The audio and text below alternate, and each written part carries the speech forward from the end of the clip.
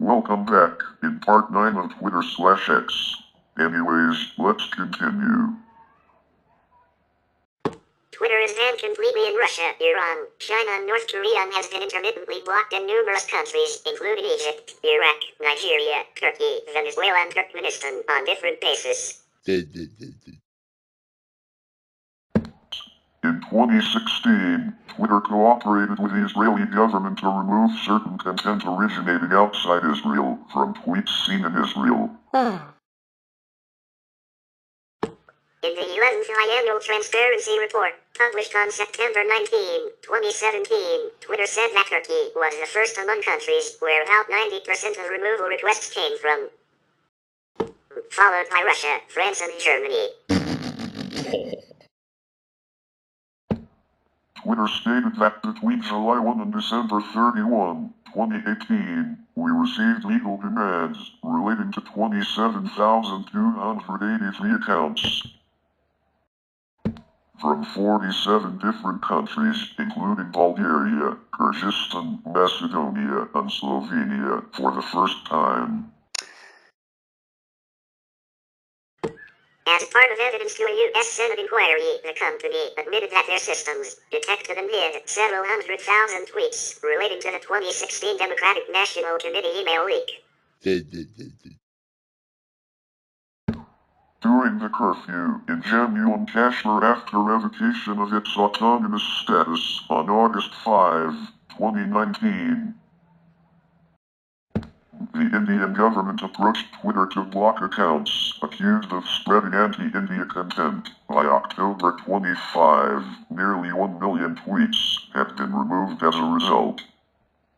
In March 2022, shortly after Russia's censorship of Twitter, a Tor onion service link was created by the platform to allow people to access the website, even in countries with heavy internet censorship. Twitter removed more than 88,000 propaganda accounts linked to Saudi Arabia. Twitter removed tweets from accounts associated with a Russian internet research agency that had tried to influence public opinion during and after the 2016 U.S. election. In June 2020, Twitter also removed 175,000 propaganda accounts that were spreading biased political narratives for the Chinese Communist Party, the United Russia Party, or Turkey's President Erdogan, identified based on centralized behavior. Twitter also removed accounts linked to the governments of Armenia, Egypt, Cuba, Serbia, Honduras, Indonesia, and Iran. Twitter suspended Pakistani accounts tied to government officials for posting tweets about the Kashmir conflict between India and Pakistan. In February 2021, Twitter removed accounts in India that criticized Prime Minister Narendra Modi's government for its conduct during Indian farmers' protests in 2020 to 2021. At the start of the 2020 COVID-19 pandemic, numerous tweets reported false medical information related to the pandemic. Twitter announced a new policy in which they would label tweets containing misinformation going forward. In April 2020, Twitter removed accounts which defended President Rodrigo Duterte's response to the spread of COVID-19 in the Philippines. In November 2020, then Chief Technology Officer and future CEO of Twitter, Parag Agrawal, when asked by MIT Technology Review about balancing the protection of free speech as a core value and the endeavor to combat misinformation, said, "Our role is not to be bound by the First Amendment, but our role is to serve a healthy public conversation.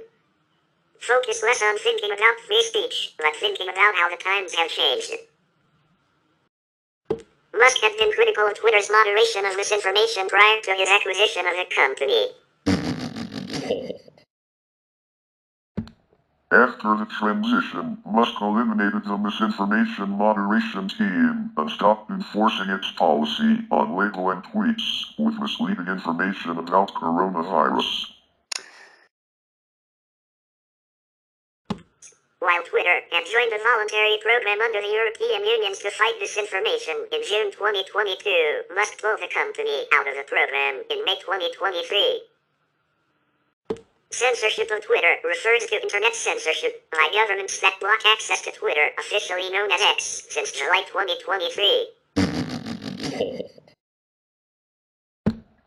Twitter censorship also includes governmental notice and takedown requests to Twitter, which it enforces in accordance with its terms of service.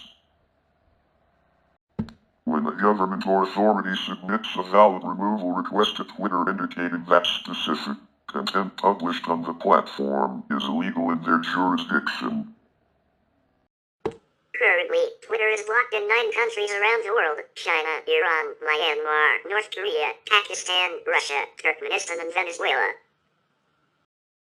Twitter acts on complaints by third parties, including governments, to remove illegal content in accordance with the laws of the countries in which people use the service. On processing a successful complaint about an illegal tweet from government officials, companies, or another outside party, the social networking site will notify users from that country that they may not see it. Following the posting of anti-Semitic and racist posts by anonymous users, Twitter removed those posts from its service. Lawsuits were filed by the Union of Jewish Students, UEJF, a French advocacy group, and on January 24, 2013, Judge Anne-Marie Soderot ordered Twitter to divulge the personally identifiable information about the user who posted the anti-Semitic post, charging that the posts violated French laws against hate speech.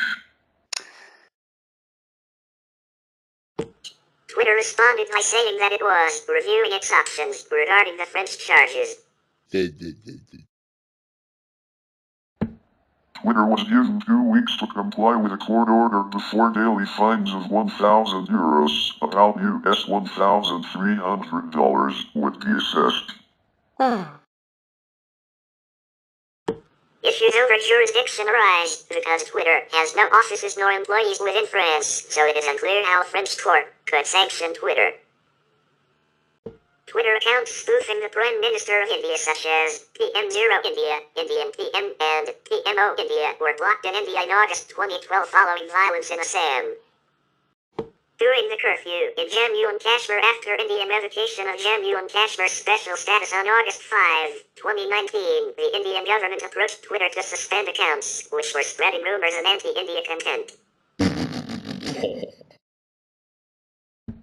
This included the Twitter account of Syed Ali Shah Gilani, a Kashmiri separatist leader. On August 3, 2019, Gilani tweeted, "India is about to launch the biggest genocide in the history of mankind," leading which his account was suspended on request by authorities. 2 days later, on August 5, the Indian Parliament passed resolution to bifurcate the Jammu and Kashmir state into 2 union territories. In February 2021, Twitter blocked hundreds of accounts that were posting about the Indian farmers' protest from being accessed by users in India. By request of the Ministry of Home Affairs, the government ministry alleged that the accounts were spreading misinformation. Later that month, Twitter became subject to the National Social Media Ethics Code, which expects all social media companies operating in the country to remove content by request of the government within 36 hours, and appoint a local representative who is an Indian resident and passport holder. On May 18, 2021, Bharatiya Janata Party national spokesperson Sambit Patra posted an image alleged to be from an internal Indian National Congress (INC) document, detailing a social media campaign against Prime Minister Narendra Modi to criticize his handling of the COVID-19 pandemic in India. The INC disputed the posts and claimed that they were fabricated. Twitter subsequently marked the post as containing manipulated media. The Ministry of Communications and Information Technology issued a request for Twitter to remove the label, alleging that Twitter's decision was prejudiced, and a deliberate attempt to color the investigation by the local law enforcement agency. After Twitter refused to remove the label, its offices in New Delhi were raided by police. In June 2021, Twitter lost its immunity as an intermediary under the Information Technology Act for its failure to appoint a local representative. It will be considered publisher of all materials posted on the platform. Later the same month, police in Uttar Pradesh registered a case against Twitter accusing it of distribution of child pornography. In March 2022, Delhi High Court questioned Twitter on why it would not block users posting objectionable content about Hindu gods in the same way they blocked U.S. President Donald Trump. The court sought a detailed explanation of Twitter's policies and asked them to file an affidavit. In July 2022, Twitter started a lawsuit against the government of India after being ordered to remove multiple accounts and tweets that violated India's laws. Twitter is arguing that the laws are too restrictive and challenging the orders to block content. The company stated that some of the blocking demands pertain to political content that is posted by official handles of political parties, and said that such orders are a violation of the freedom of speech. On August 19, 2023, Twitter suspended NewsClick's account. The following day, it suspended the account of the Kashmirwala, a Kashmiri news portal. In 2016, access to comments by the American blogger Richard Silverstein about a criminal investigation, which involved a minor and therefore was under a gag order according to Israeli law, was blocked to Israeli IP addresses. Following a request by Israel's Ministry of Justice. In May 2014, Twitter regularly disabled the ability to view specific tweets inside Pakistan at the request of the government of Pakistan on the grounds that they were blasphemous, having done so 5 times in May. On November 25, 2017, the NetBlocks Internet Shutdown Observatory and Digital Rights Foundation collected evidence of nationwide blocking of Twitter alongside other social media services imposed by the government in response to the religious political party Tehreek-e-Labbaik protests. The technical investigation found that all major Pakistani fixed-line and mobile service providers were affected by the restrictions,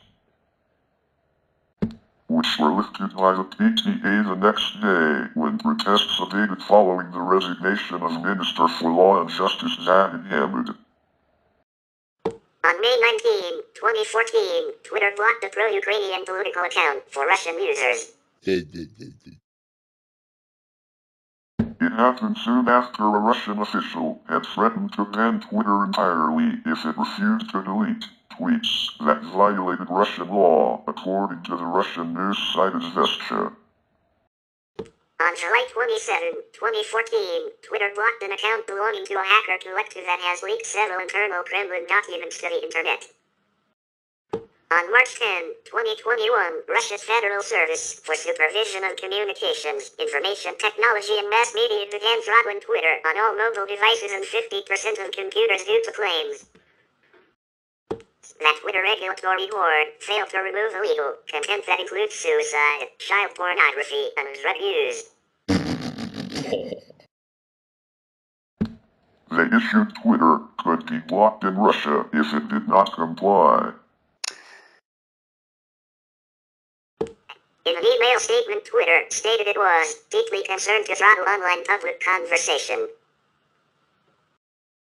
From March to April 2021, Roskomnadzor considered a ban on the removal of the IP of Twitter from Russia completely. The government agency was met with denials and lack of urgency from the social network.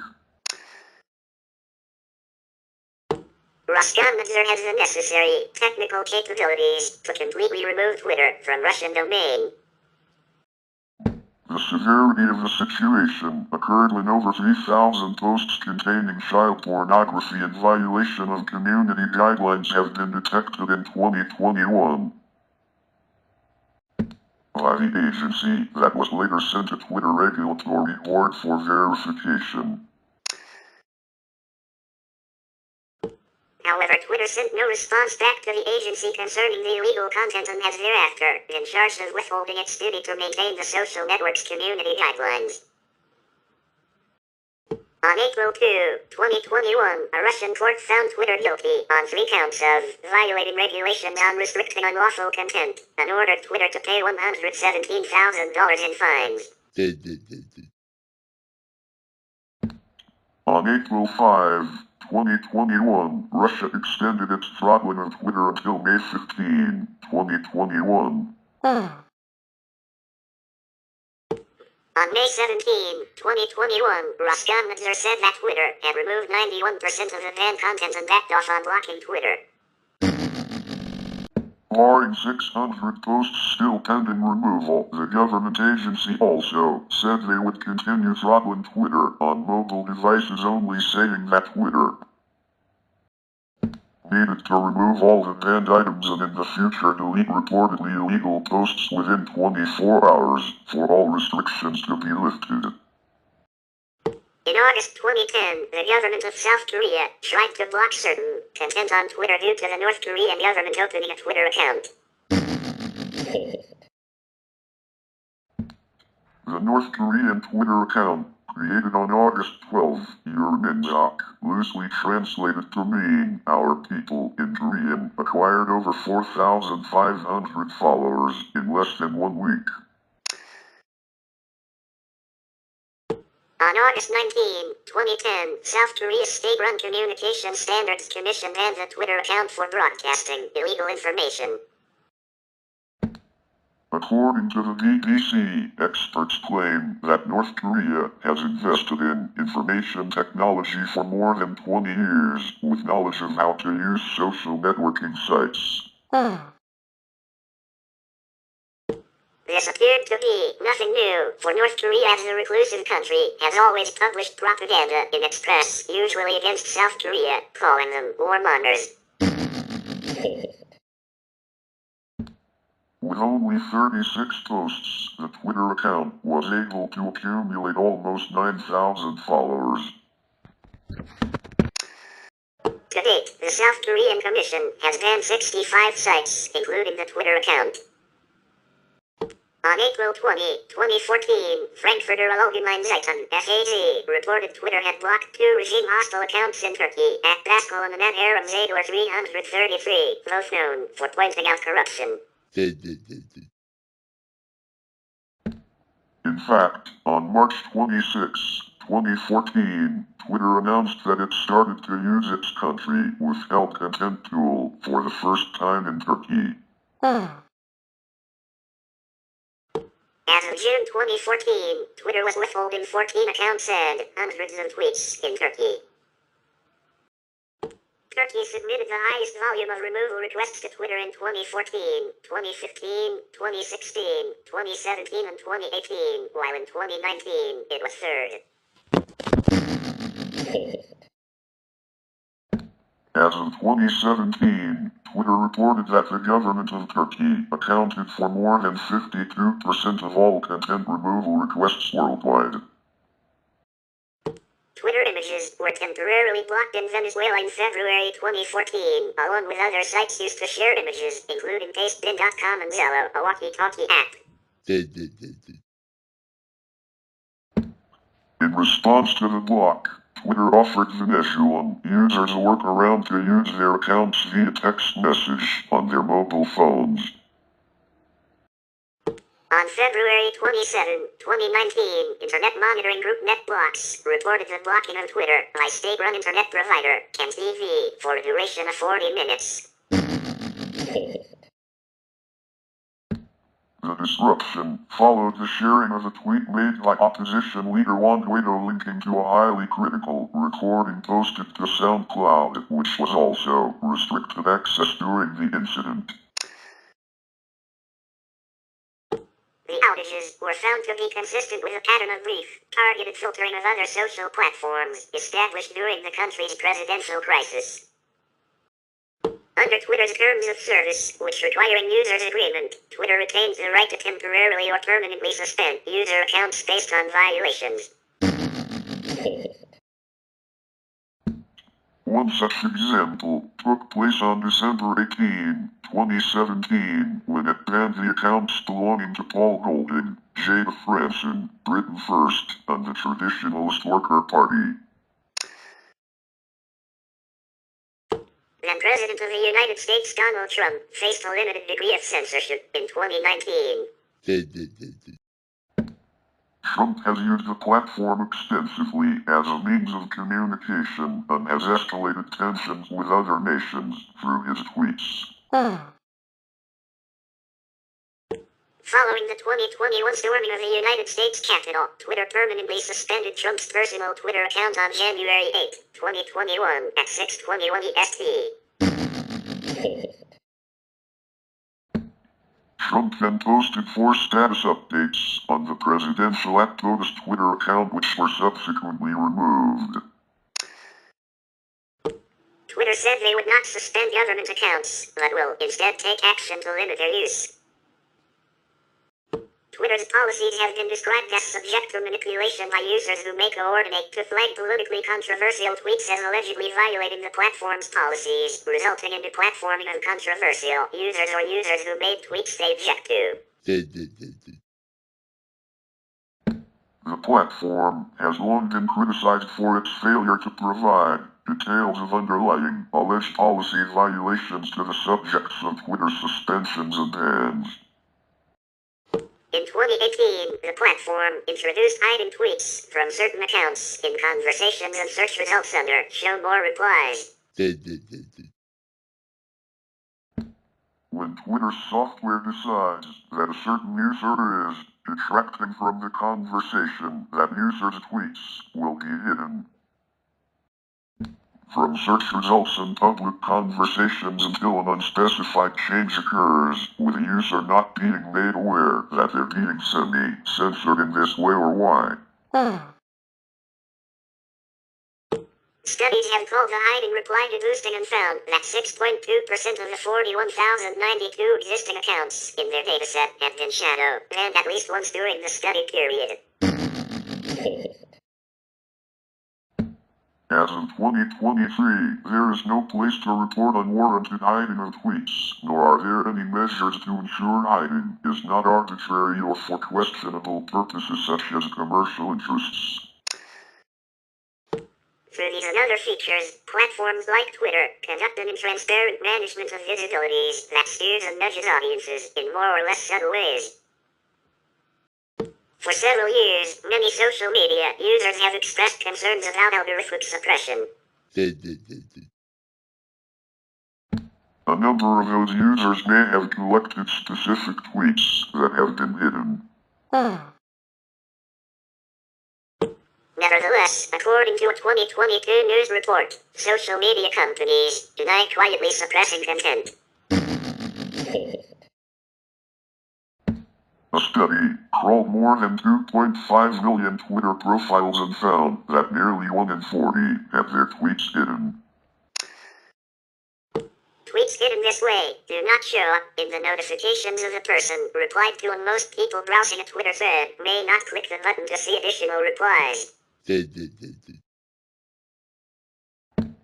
A study about practices of silencing users on social media suggests that algorithms play a critical role in steering online attention on social media, has implications for algorithmic accountability.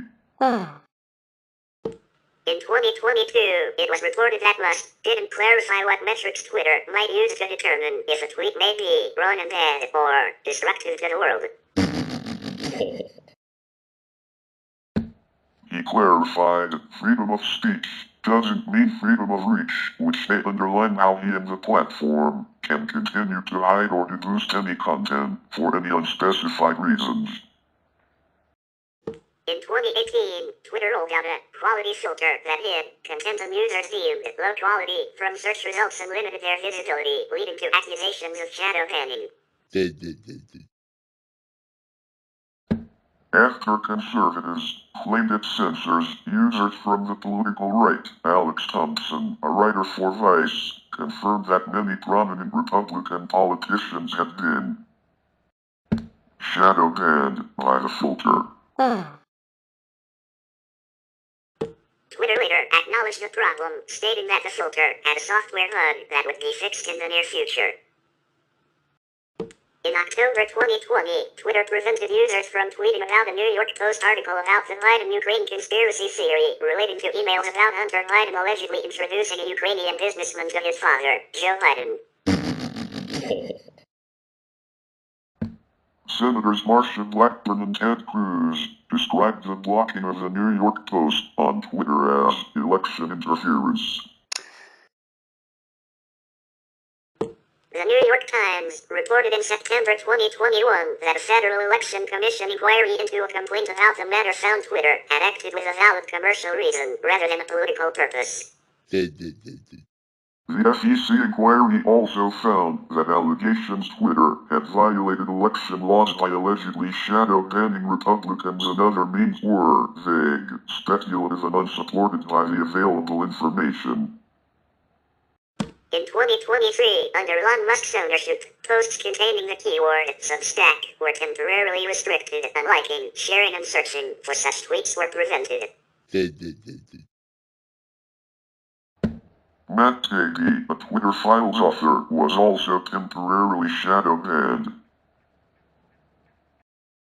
In some cases, governments and other authorities' law take unilateral action to block internet access to Twitter or its content.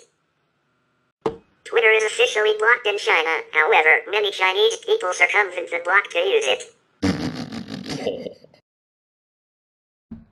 Even major Chinese companies and national media, such as UE and CCTV, use Twitter through a government-approved VPN. The official account of China's Ministry of Foreign Affairs started tweeting in English in December 2019. Meanwhile, Chinese diplomats, embassies, and consulates maintain 55 identified accounts on Twitter as of 2019, with over half having been established within the year alone.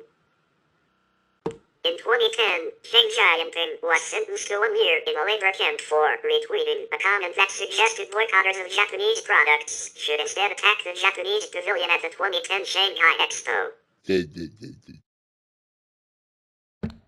Defiance, who posted the initial comment, claims it was actually a satire of anti-Japanese sentiment in China. According to a Washington Post report, in 2019, state security officials visited some users in China to request them to delete certain tweets. The Chinese police would produce printouts of tweets and advise users to delete either the specific messages or their entire accounts. The New York Times described the process as unusually broad and punitive. The targets of the crackdown even included lurkers on the platform with very few followers. In 2019, a Chinese student at the University of Minnesota was arrested and sentenced to 6 months in prison when he returned to China for posting tweets mocking Chinese paramount leader Xi Jinping while in the U.S. On July 3, 2020, Twitter announced that all data and information requests for Hong Kong authorities were immediately paused after the Hong Kong National Security Law, which was imposed by the Chinese government, went into effect. According to the official verdicts as of 2020, at least hundreds of Chinese were sentenced to prison for using Twitter to like, post, or share tweets. According to the documents obtained by the New York Times in 2021, Shanghai police were trying to use technology means to find out the true identities of Chinese users of specific accounts on foreign social media, including Twitter. In 2022, Tiger Zatko, Twitter's former head of security, accused Twitter of accepting funding from unnamed Chinese entities, which gave them access to the information of users in China, and Twitter knew that could endanger these users. Zatko also disclosed that FBI notified Twitter of at least one Chinese agent in the company. During the 2009 Iranian presidential election, the Iranian government blocked Twitter due to fear of protests being organized. In September 2013, the blocking of both Twitter and Facebook was briefly lifted without notice due to a technical error, but within a day the websites were blocked again. On February 5, 2021, the Military State Administration Council, which assumed power following a coup d'etat, ordered mobile and internet providers to block Twitter and Instagram in the country after a similar censorship measure was imposed on Facebook. A spokesperson for Twitter subsequently said that the company would continue to advocate to end destructive government-led shutdowns. In April 2016, North Korea started to block Twitter in a move underscoring its concern with the spread of online information. Anyone who tries to access it without special permission from the North Korean government, including foreign visitors and residents, is subject to punishment. In February 2024, Twitter was blocked by Pakistani state authorities ahead of the 2024 general election. The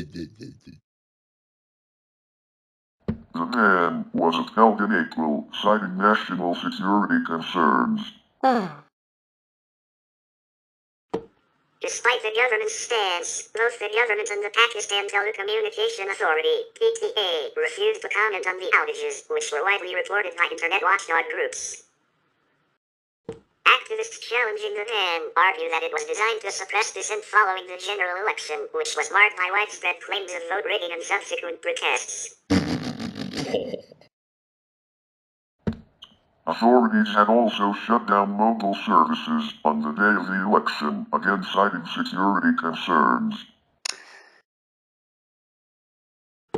NetBlocks, an internet monitoring group, reported that users were unable to access Twitter on February 10 while the country was awaiting election results. In April, the Shanghai court ordered the government to restore access to the platform within 1 week, according to a report by the AFP news agency, citing lawyer Moise Jafari, who had launched a separate challenge against the ban. Despite this order, access to Twitter has been sporadic, with availability fluctuating based on the internet service provider, forcing users to rely on virtual private networks, VPNs, as noted by Alt Toker of NetBlocks. Imran Khan's Pakistan Tehreek-e-Insaf, PTI, party, a prolific user of social media platforms, have been particularly impacted by this ban. This reliance on social media grew especially after the country's traditional media began censoring news about Khan and his party in the run-up to the election. Khan, who has more than 20 million followers on Twitter, saw his party call for protests against alleged rigging in the 2024 election. A government official's admission of vote manipulation in mid-February raised further concerns about the transparency of the election, confirming Khan's claims to many and furthering the allegations. NetBlocks, confirmed through its live metrics showing Twitter, have been restricted in Pakistan since February, with service remaining fully or intermittently restricted for most users. They added that the incident came amidst a surge in internet censorship during the general election. A sad thing, a media strategist at Dawn News said that the government's actions reek of authoritarianism, stifling dissent, and silencing voices in the name of maintaining control. Several condemnations of the Pakistani Twitter ban were also exchanged by many non-governmental organizations. On February 26, 2022, during the invasion of Ukraine, Russia began restricting access to Twitter with global internet monitor NetBlocks, observing that the censorship measure was in effect across multiple providers. Despite direct connections being restricted, Russians could still access Twitter via VPN services. The decision was subsequently announced by Roskomnadzor as a measure to curtail information on Twitter and Facebook that did not align with the government of Russia's positions.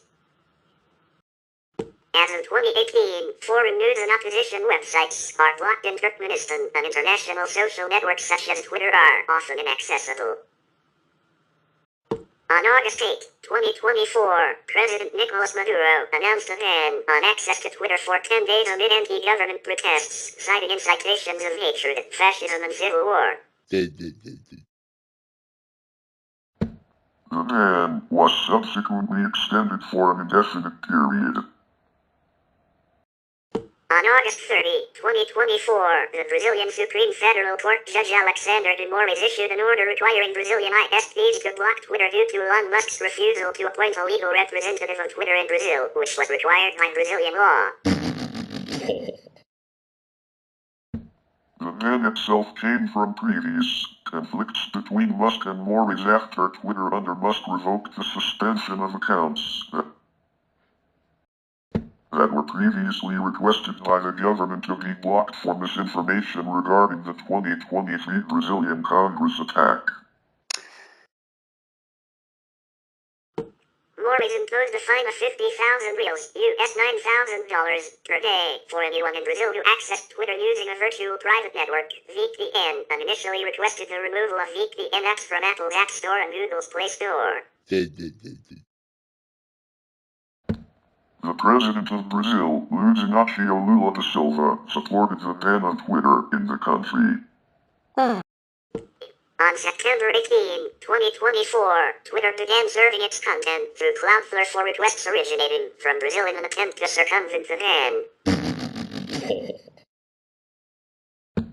On October 8, 2024, Brazil's Supreme Federal Court lifted the ban on Twitter, allowing the platform to operate again across the country.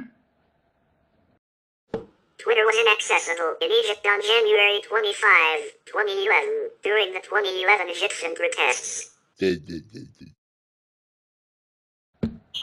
Some news reports blame the government of Egypt for blocking it. Vodafone Egypt, Egypt's largest mobile network operator, denied responsibility for the action in a tweet. Twitter's news releases did not state who the company believed instituted the block. As of January 26, Twitter was still confirming that the service was blocked in Egypt. On January 27, various reports claimed that access to the entire internet from within Egypt had been shut down.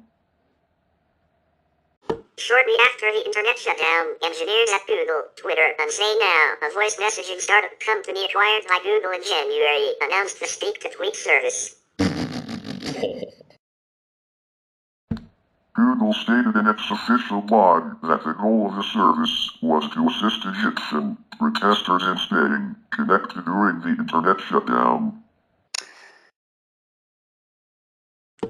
Users could phone in a tweet by leaving a voicemail and use the Twitter hashtag Egypt. These comments could be accessed without an internet connection by dialing the same designated phone numbers.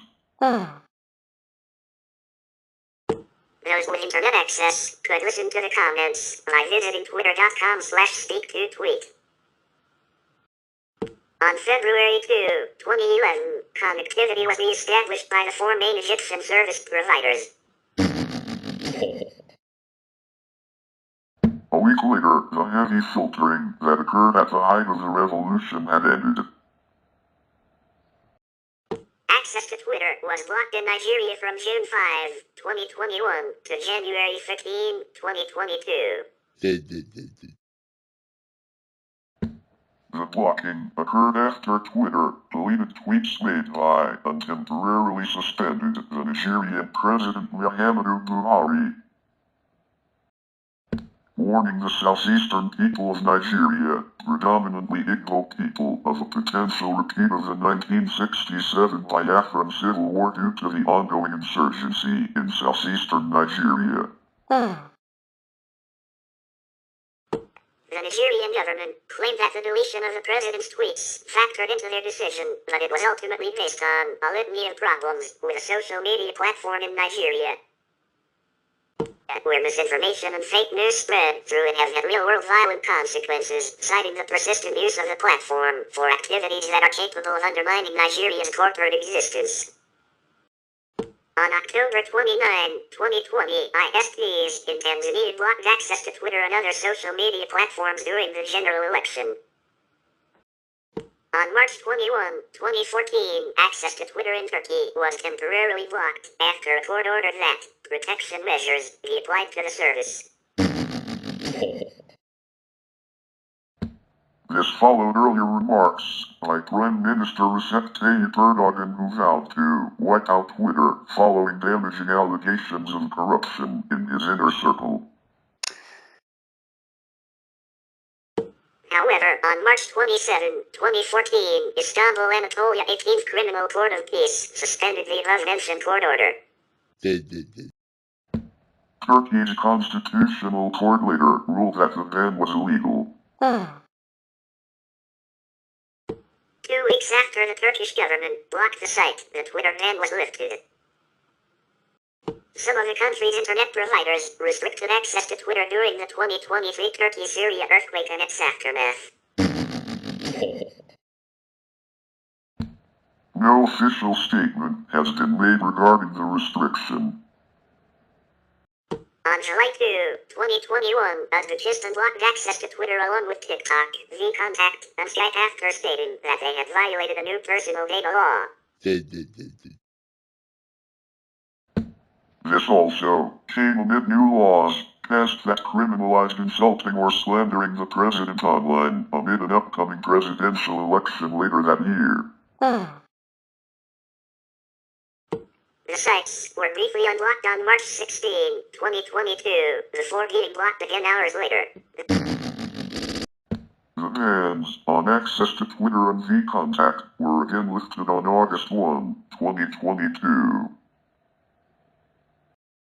Deplatforming, also called no platforming, is a form of internet censorship of an individual or a group by preventing them from posting on the platforms they use to share their information/ideas. This typically involves suspension, outright bans, or reducing spread, shadow banning. As early as 2015, platforms such as Reddit began to enforce selective bans based, for example, on terms of service that prohibit hate speech. A famous example of deplatforming was Twitter's ban of U.S. President Donald Trump shortly after the January 6 United States Capitol attack. In the United States, the banning of speakers on university campuses dates back to the 1940s. This was carried out by the policies of the universities themselves. The University of California had a policy known as the speaker ban, codified in university regulations under President Robert Gordon Sproul that mostly, but not exclusively, targeted communists. One rule stated that the university assumed the right to prevent exploitation of its prestige by unqualified persons or by those who would use it as a platform for propaganda. This rule was used in 1951 to block Max Shachtman, a socialist, from speaking at the University of California at Berkeley. In 1947, former U.S. Vice President Henry Howard Wallace was banned from speaking at UCLA because of his views on U.S. Cold War policy, and in 1961, Malcolm X was prohibited from speaking at Berkeley as a religious leader. Controversial speakers invited to appear on college campuses have faced deplatforming attempts to disinvite them or to otherwise prevent them from speaking. The British National Union of Students established its no-platform policy as early as 1973. In the mid-1980s, visits by South African Ambassador Glenn Babb to Canadian college campuses faced opposition from students opposed to apartheid. In the United States, recent examples include the March 2017 disruption by protesters of a public speech at Middlebury College by political scientist Charles Murray. In February 2018, students at the University of Central Oklahoma rescinded a speaking invitation to Christianist Ken Ham after pressure from an LGBT student group. In March 2018, a small group of protesters at Lewis and Clark Law School attempted to stop a speech by visiting lecturer Christina Hoff Sommers. In the 2019 film No Safe Spaces, Adam Carolla and Dennis Prager documented their own disinvitation along with others. As of February 2020, the Foundation for Individual Rights in Education, a speech advocacy group, documented 469 disinvitation or disruption attempts at American campuses since 2000. Including both unsuccessful disinvitation attempts and successful disinvitations. The group defines the latter category as including three subcategories: formal disinvitation by the sponsor of a speaking engagement, the speaker's withdrawal in the face of disinvitation demands, and heckler's vetoes, situations when students or faculty persistently disrupt or entirely prevent the speaker's ability to speak. Beginning in 2015, Reddit banned several communities on the site, subreddits, for violating the site's anti-harassment policy.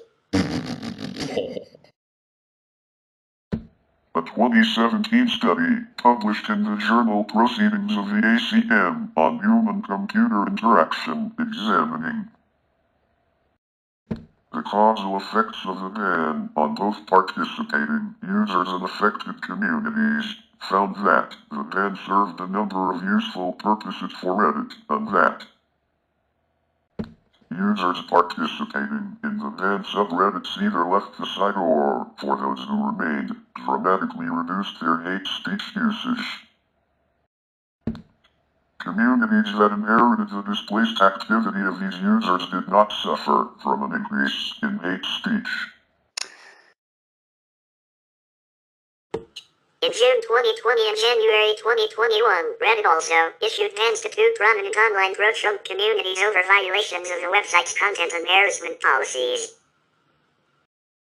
On May 2, 2019, Facebook and the Facebook-owned platform Instagram announced the ban of dangerous individuals and organizations, including Nation of Islam leader Louis Farrakhan, Milo Yiannopoulos, Alex Jones and his organization InfoWars, Paul Joseph Watson, Laura Loomer, and Paul Mellon.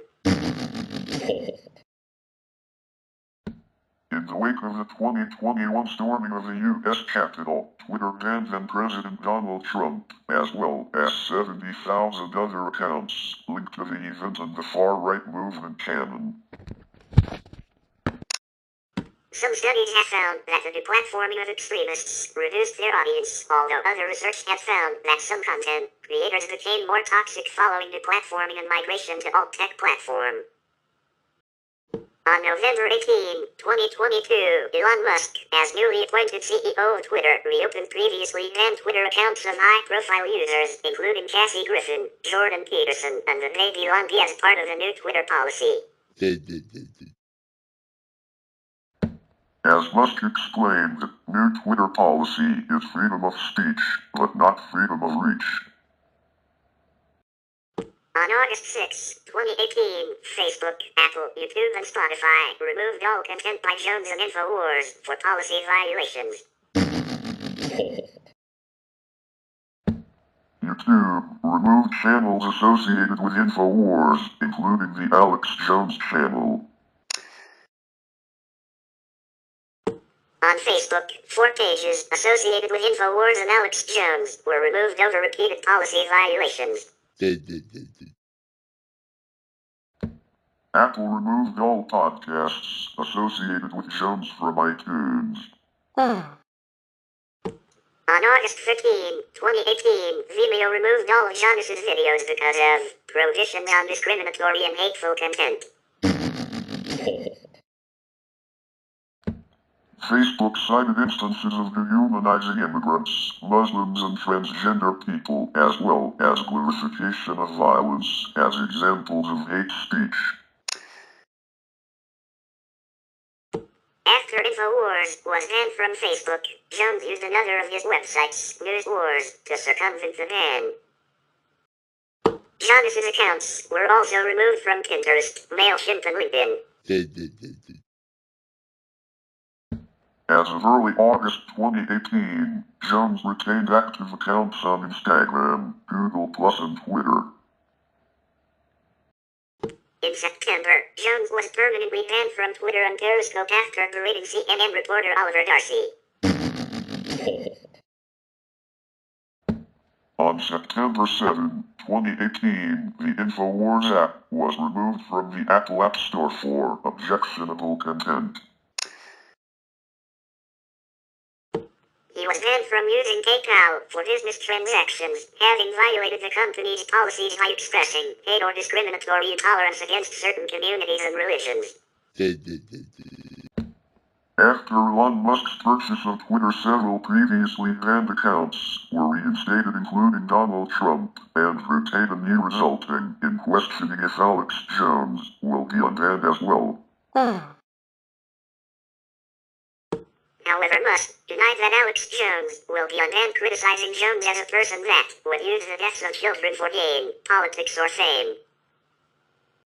InfoWars remained available on Roku devices in January 2019, a year after the channel's removal from multiple streaming services. Roku indicated that they do not curate or censor based on viewpoint, and that it had policies against content that is unlawful, incited illegal activities, or violates third-party rights. But that InfoWars was not in violation of these policies. Following a social media backlash, Roku removed InfoWars and stated that after the InfoWars channel became available, we heard from concerned parties and have determined that the channel should be removed from our platform. In March 2019, YouTube terminated the Resistance News channel due to its re-uploading of live streams from InfoWars. On May 1, 2019, Jones was barred from using both Facebook and Instagram. Jones briefly moved to DLive, but was suspended in April 2019 for violating community guidelines. In March 2020, the InfoWars app was removed from the Google Play Store due to claims of Jones disseminating COVID-19 misinformation.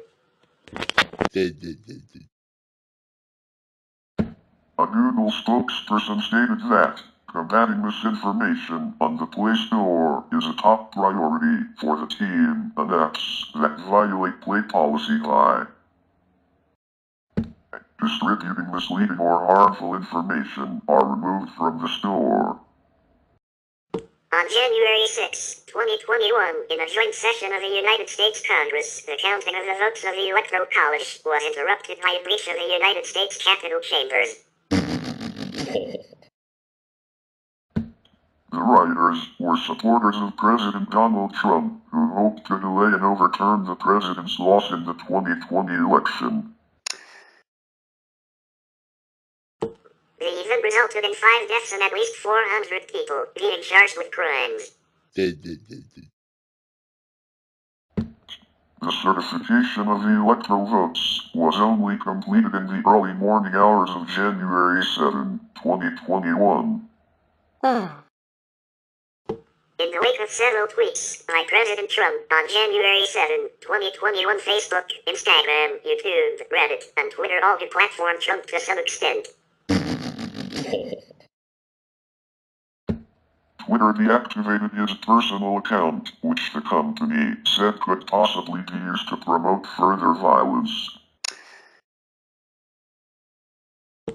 Trump subsequently tweeted similar messages from the president's official U.S. government account at POTUS, which resulted in him being permanently banned on January 8. Twitter then announced that Trump's ban from their platform would be permanent. Trump planned to rejoin on social media through the use of a new platform on May or June 2021, according to Jason Miller on a Fox News broadcast. The same week, Musk announced Twitter's new freedom of speech policy. He tweeted a poll to ask whether to bring back Trump into the platform. The poll ended with 51.8% in favor of unbanning Trump's account. Twitter has since reinstated Trump's Twitter account at Real Donald Trump as of 19 November 2022, but by then Trump's platform was Truth Social. In 2017, Andrew Tate was banned from Twitter for tweeting that women should bear some responsibility in response to the hashtag #MeToo movement. Similarly, in August 2022, Tate was banned on 4 more major social media platforms: Instagram, Facebook, TikTok, and YouTube. These platforms indicated that Tate's misogynistic comments violated their hate speech policies. Tate has since been unbanned from Twitter as part of the new freedom of speech policy on Twitter. Social media platforms such as YouTube and Instagram allow their content producers or influencers to earn money based on the content, videos, images, etc., most typically based around some sort of payment per a set number of new likes or clicks, etc.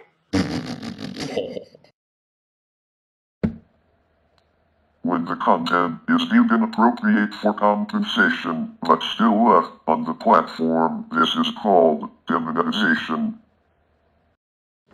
Because the content producer is left with no compensation for their content that they created, while at the same time the content is still left up unavailable for viewing or listening by the general public. In September 2016, Vox reported that demonetization, as it pertained to YouTube specifically, involved the following key points. Since 2012, YouTube has been automatically demonetizing some videos because its software thought the content was unfriendly for advertisers. Many YouTube video makers didn't realize this until last week, when YouTube began actively telling them about it. This has freaked YouTubers out, even though YouTube has been behaving rationally by trying to connect advertisers to advertiser-friendly content. It's not censorship, since YouTube video makers can still post just about anything they want. YouTube software will screw things up, which means videos that should have ads don't, which means YouTube video makers have been missing out on ad revenue. Deplatforming tactics have also included attempts to silence controversial speakers through various forms of personal harassment, such as doxing, the making of false emergency reports for purposes of swatting, and complaints or petitions to third parties. In some cases, protesters have attempted to have speakers blacklisted from projects or fired from their jobs. In 2019, students at the University of the Arts in Philadelphia circulated an online petition demanding that Camille Paglia should be removed from new arts faculty and replaced by a queer person of color. Whoa! According to the Atlantic's Connor Friedersdorf, it is rare for student activists to argue that a tenured faculty member at their own institution should be denied a platform. Paglia, a tenured professor for over 30 years who identifies as transgender, has long been unapologetically outspoken on controversial matters of sex, gender identity, and sexual assault. In December 2017, after learning that a French artist it had previously reviewed was a neo-Nazi, the San Francisco punk magazine Maximum Rock Roll apologized and announced that it has a strict no-platform policy towards any bands and artists with a Nazi ideology. In May 2021, the UK government under Boris Johnson announced a higher education freedom of speech bill that would allow speakers at universities to seek compensation for no platforming. Impose fines on universities and student unions that promote the practice and establish a new ombudsman charged with monitoring cases of no platforming and academic dismissals. In addition, the government published an online safety bill that would prohibit social media networks from discriminating against particular political views or removing democratically important content, such as comments opposing or supporting political parties and policies. Some critics of deplatforming have proposed that governments should treat social media as a public utility to ensure that constitutional rights of the users are protected, citing their belief that an internet presence using social media websites is imperative in order to adequately take part in the 21st century as an individual. Republican politicians have sought to weaken the protections established by Section 230 of the Communications Decency Act, which provides immunity from liability for providers and users of an interactive computer service who publish information provided by third-party users under allegations that the moderation policies of major social networks are not politically neutral. According to its defenders, deplatforming has been used as a tactic to prevent the spread of hate speech and disinformation. Social media has evolved into a significant source of news reporting for its users and support for content moderation and banning of inflammatory posters has been defended as an editorial responsibility required by news outlets. Supporters of deplatforming have justified the action on the grounds that it produces the desired effect of reducing what they characterize as hate speech.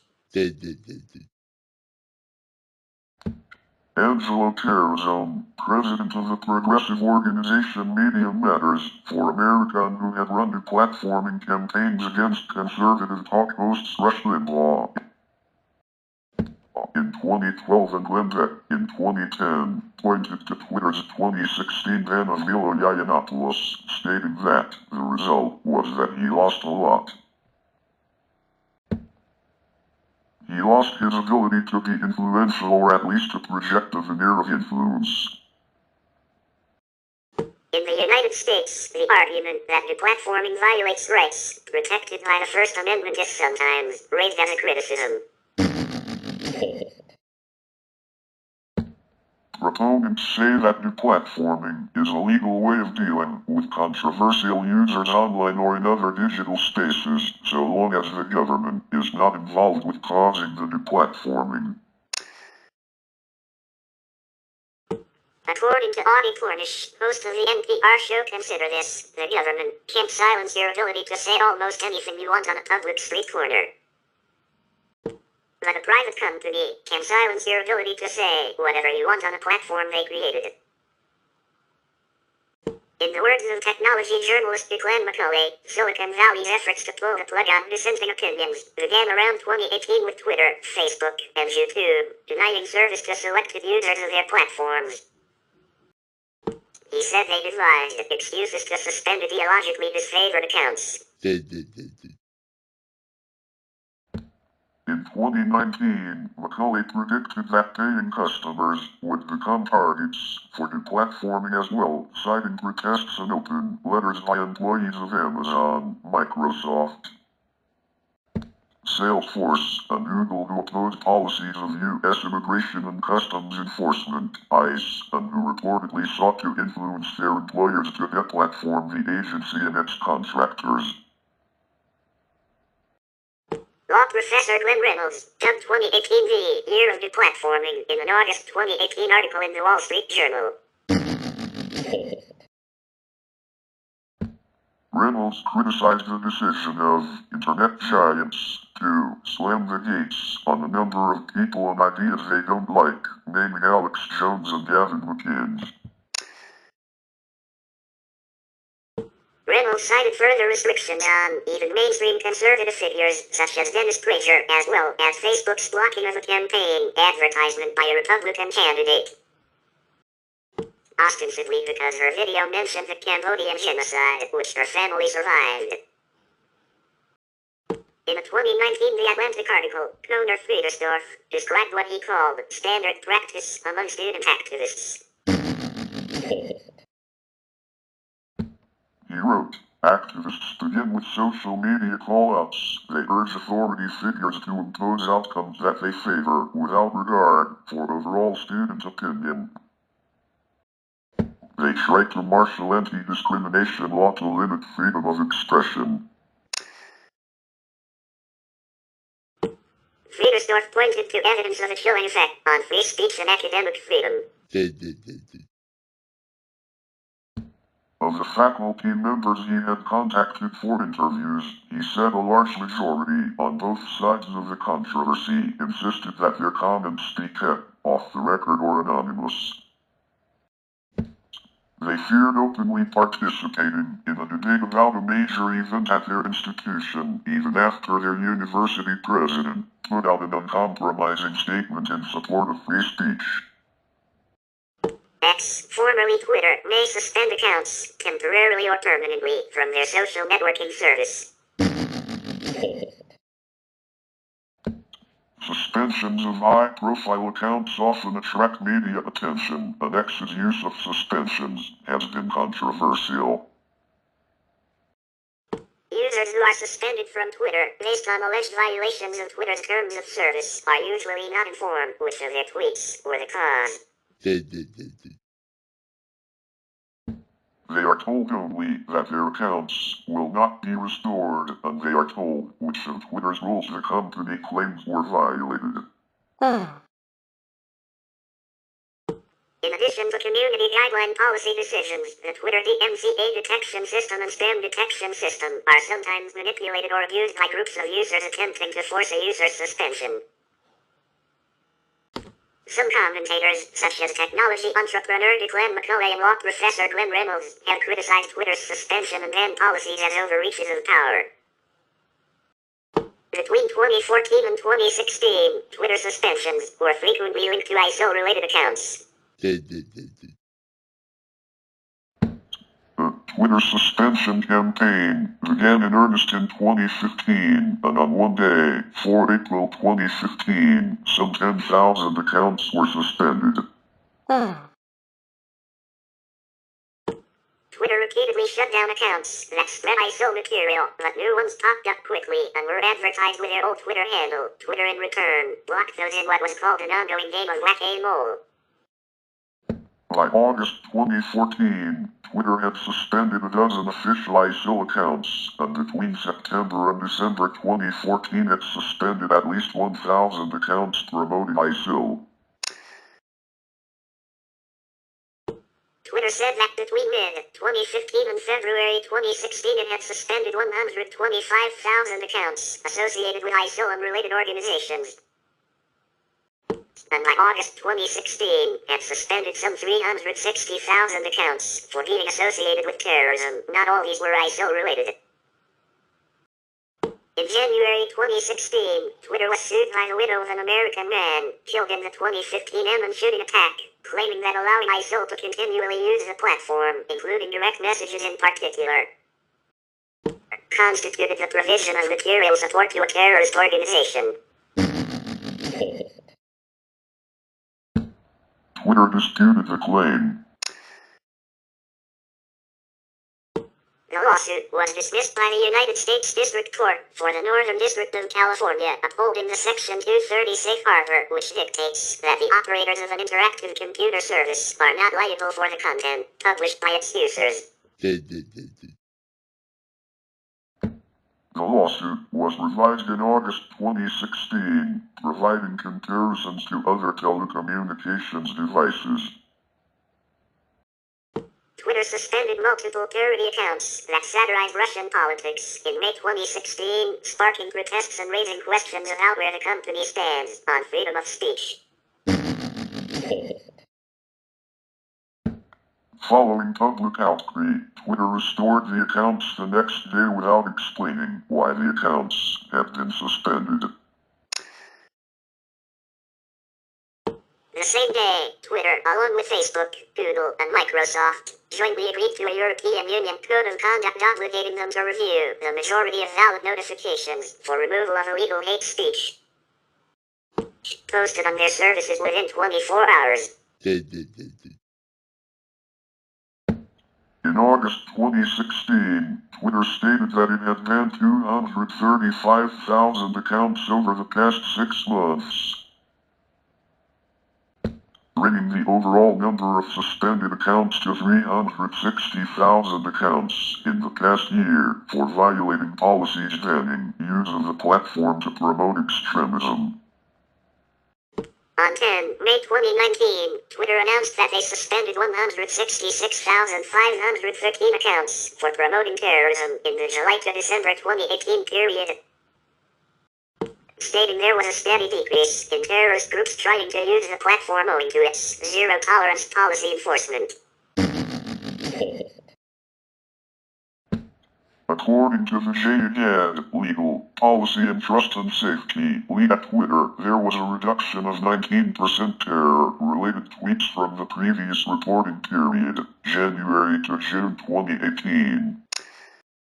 In September 2017, Twitter responded to calls to suspend U.S. President Donald Trump's account, clarifying that they will not do so as they consider his tweets to be newsworthy. In October 2017, Twitter posted a calendar of upcoming changes related to enforcement. Among other things, Twitter promised to provide a better experience for suspension appeals, including a detailed description to the user of how a suspended account violated the rules. In November 2017, Twitter gave a deadline of 18 December to comply with a new policy, adding, "You also may not affiliate with organizations that, whether by their own statements or activity both on and off the platform, use or promote violence against civilians to further their causes." On 18 December, the accounts of several high-profile organizations were suspended. Following Elon Musk's acquisition of Twitter in October 2022, it was reported that the platform was planning to end the use of permanent suspensions. In November 2022, Musk stated that accounts that engage in impersonation without a clear parody label would be permanently suspended without warning. Many anti-fascist activists were purged from Twitter in November 2022 after Musk outsourced content moderation decisions to the platform's users, notably inviting right-wing journalist Andy Ngo to report anti-fascist accounts directly to him. Among those suspended were a group that provides armed security to LGBT events, accounts parodying Elon Musk, and a Palestinian news outlet known for criticizing the Israeli military. In October 2017, actress Rose McGowan said that Twitter had suspended her account for 12 hours after she repeatedly tweeted about former film studio executive Harvey Weinstein's alleged sexual misconduct toward her and others. Twitter explained that McGowan's account had violated its privacy policy because one of her tweets included a private phone number. According to the New York Times, many Twitter users expressed outrage over Ms. McGowan's account being locked. After the tweet was removed, her account was unlocked several hours before the 12-hour ban was set to expire. A Twitter representative stated, "We will be clearer about these policies and decisions in the future." Later that day, software engineer Kelly Ellis, using the hashtag #WomenBoycottTwitter, urged women to shun Twitter for 24 hours, beginning at midnight. In solidarity with McGowan and with all the victims of hate and harassment Twitter fails to support. Several activists, celebrities, and journalists joined the boycott. Others criticized the level of organization and the fact that it was only 24 hours. On 11 July 2018, the New York Times reported that Twitter would begin to delete fake follower accounts to increase the authenticity of the platform. The issue of fake follower accounts was highlighted in 2016 when Russian trolls, using both human-operated and bot accounts to appear legitimate, leveraged Twitter's reach among American voters in an interference campaign in that year's U.S. elections. Several celebrities and public figures lost substantial numbers of followers from their Twitter accounts before and after the closure of these accounts. These included Justin Bieber, Ellen DeGeneres, Jack Dorsey, Recep Tayyip Erdogan, Ari Fleischer, Pope Francis, Lady Gaga, Ariana Grande,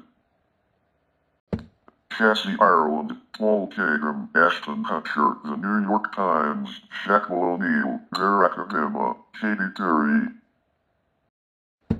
Queen Rainey of Jordan, Rihanna, Cristiano Ronaldo, Taylor Swift, Donald Trump, Twitter themselves, Variety magazine, Kim Kardashian, Oprah Winfrey, and YouTube. U.S. President Donald Trump said that social networks such as Twitter were totally discriminating against Republican Party and conservative users. Twitter and its CEO Jack Dorsey clarified that the reduction in the followers count was part of the platform's efforts to cut down on spamming and bot accounts. Dorsey's own account lost about 230,000 followers in the purge. On 27 July 2018, Twitter stock went down by 20.5%, equivalent to $6 billion. The user base declined to 325 million, down from 326 million. On 7 January 2021, Twitter temporarily blocked the account of U.S. President Donald Trump after multiple controversies, including his use of the platform to undermine the results of the 2020 presidential election and to incite the January 6 United States Capitol attack. On 8 January, Twitter permanently suspended Trump's account, citing his violation of Twitter's glorification of violence guidelines. Twitter also suspended or heavily moderated accounts that enabled Trump to circumvent his ban, including the official @Voda scandal. Trump congratulated Nigeria for blocking Twitter and wrote that he had hosted Zuckerberg for dinner in White House. Twitter was criticized for banning Trump but deleting all Khamenei tweets. Twitter also suspended the From the Desk of Donald John Trump at DJT Desk account, citing ban evasion as the reason. On 13 January 2021, Twitter founder Jack Dorsey tweeted about Trump's Twitter ban, fearing that although the ban was the correct decision for Twitter as a company, Twitter's actions set a precedent I feel is dangerous. The power an individual or corporation has over a part of the global public conversation. In 2022, Dorsey has continued voicing concern over Twitter's role in internet centralization with his tweet on 2 March, stating, "Centralizing discovery and identity into corporations really damaged the internet. I realize I'm partially to blame and regret it." Internet centralization continues to be a riveting conversation surrounding Twitter and its spamming policies. On 19 November 2022, Trump's account was reinstated by Elon Musk.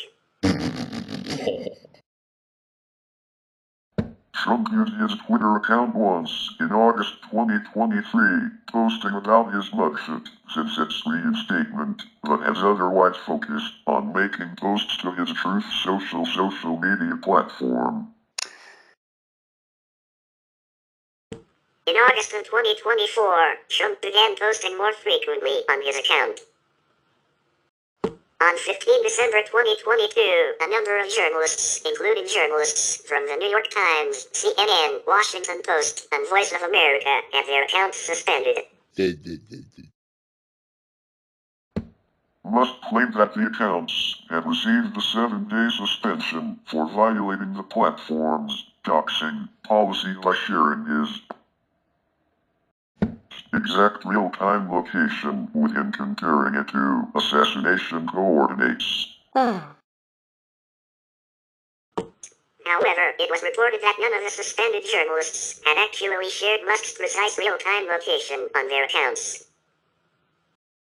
The suspensions were condemned by the United Nations, while the European Union threatened sanctions against Twitter under the EU's Digital Services Act that is scheduled to take effect in 2023 and requires social media companies to respect media freedom and fundamental rights. A number of American Democratic Party lawmakers also criticized the bans. Reporters Without Borders warned that if the suspensions were in retaliation for the journalists' work on Musk, they would be a serious violation of the journalists' right to report the news without fear of reprisal. Most of the suspensions were lifted the next day, on 16 December 2022, after Musk put the decision on whether to reinstate the suspended accounts through an informal poll, where 58.7% of voters chose lifting the suspensions immediately over 41.3% who voted to have the suspensions be lifted after 7 more days. The unbanned accounts remained restricted from posting until they removed the tweets that were claimed to be in violation of Twitter rules. Some of the journalists later appealed the decision, arguing their tweets were not in violation. List of notable suspensions. 2010 to 2015. Operation Payback, @Operation. Anonymous activist campaign in support of online piracy and WikiLeaks. Coordinating denial of service attacks against PayPal, MasterCard, and Visa. Courtney Love, @CourtneyLoveUK. American musician and actress. Suspended days after fashion designer Dawn Simarenko filed a defamation suit against Love over tweets made on 17 March 2009. It was the first high-profile defamation trial over a celebrity's comments on Twitter. Love now uses a different account, @Courtney. Michael Q. Sullivan, @MQ Sullivan. President of Empower Texans. Unknown. Anders Breivik, @Anders D. Breivik. Norwegian far-right terrorist and perpetrator of the 2011 Norway attacks. After Breivik was arrested, his account was hacked by Anonymous, who said they would delete it. It was later suspended. Space hijackers, @Space hijackers. And architects. Copyright complaint of the use of Olympics logo. Bill Knight Show, @Bill_Knight_Show. Charity account. Unknown. Guy Adams, @Guy Adams. British journalist for The Independent. Publishing the company email address of NBC executive Gary Zinkel during the 2012 Summer Olympics, for which NBC and Twitter were in a partnership. Twitter initially encouraged NBC to file a complaint, that later apologized and unsuspended Adams after NBC withdrew its complaint. Bill Knight Show, @Bill_Knight_Show. Charity account. Impersonating a public figure. His account was reinstated in October 2013. Big Bird, @Fired Big Bird. Charity account. After Mitt Romney threatened to cut BDS funding, this account popped up posting doctored images of Big Bird in the unemployment line and begging. The account was suspended twice, with the creator saying it might have been automated. Nick Griffin at Nick Griffin Web. Far-right British National Party leader. Publishing the address of a gay couple. Anonymous at Remastered News. Hacktivist Collective. Publishing personal information belonging to Westboro Baptist Church lawyer and member Shirley Phelps-Roper. HSM Press Office at HSM Press. Al-Shabaab account. Announced a death threat against Kenyan hostages unless Kenya's government met its demands.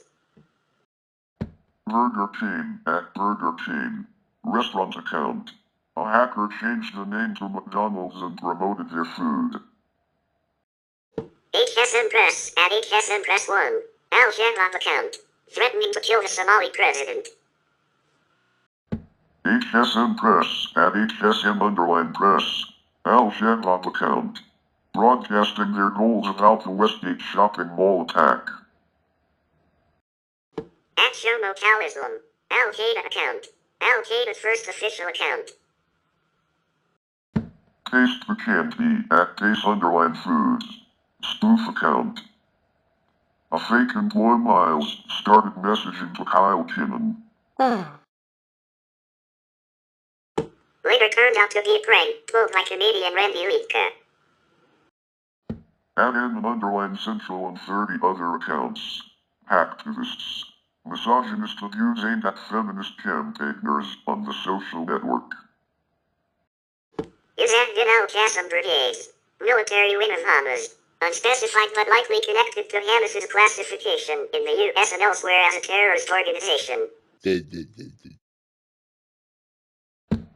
The organization continued to create new accounts, which were later also suspended. Further purges of Hamas accounts took place in 2016 and 2019. Phil Mason at Thunderfoot.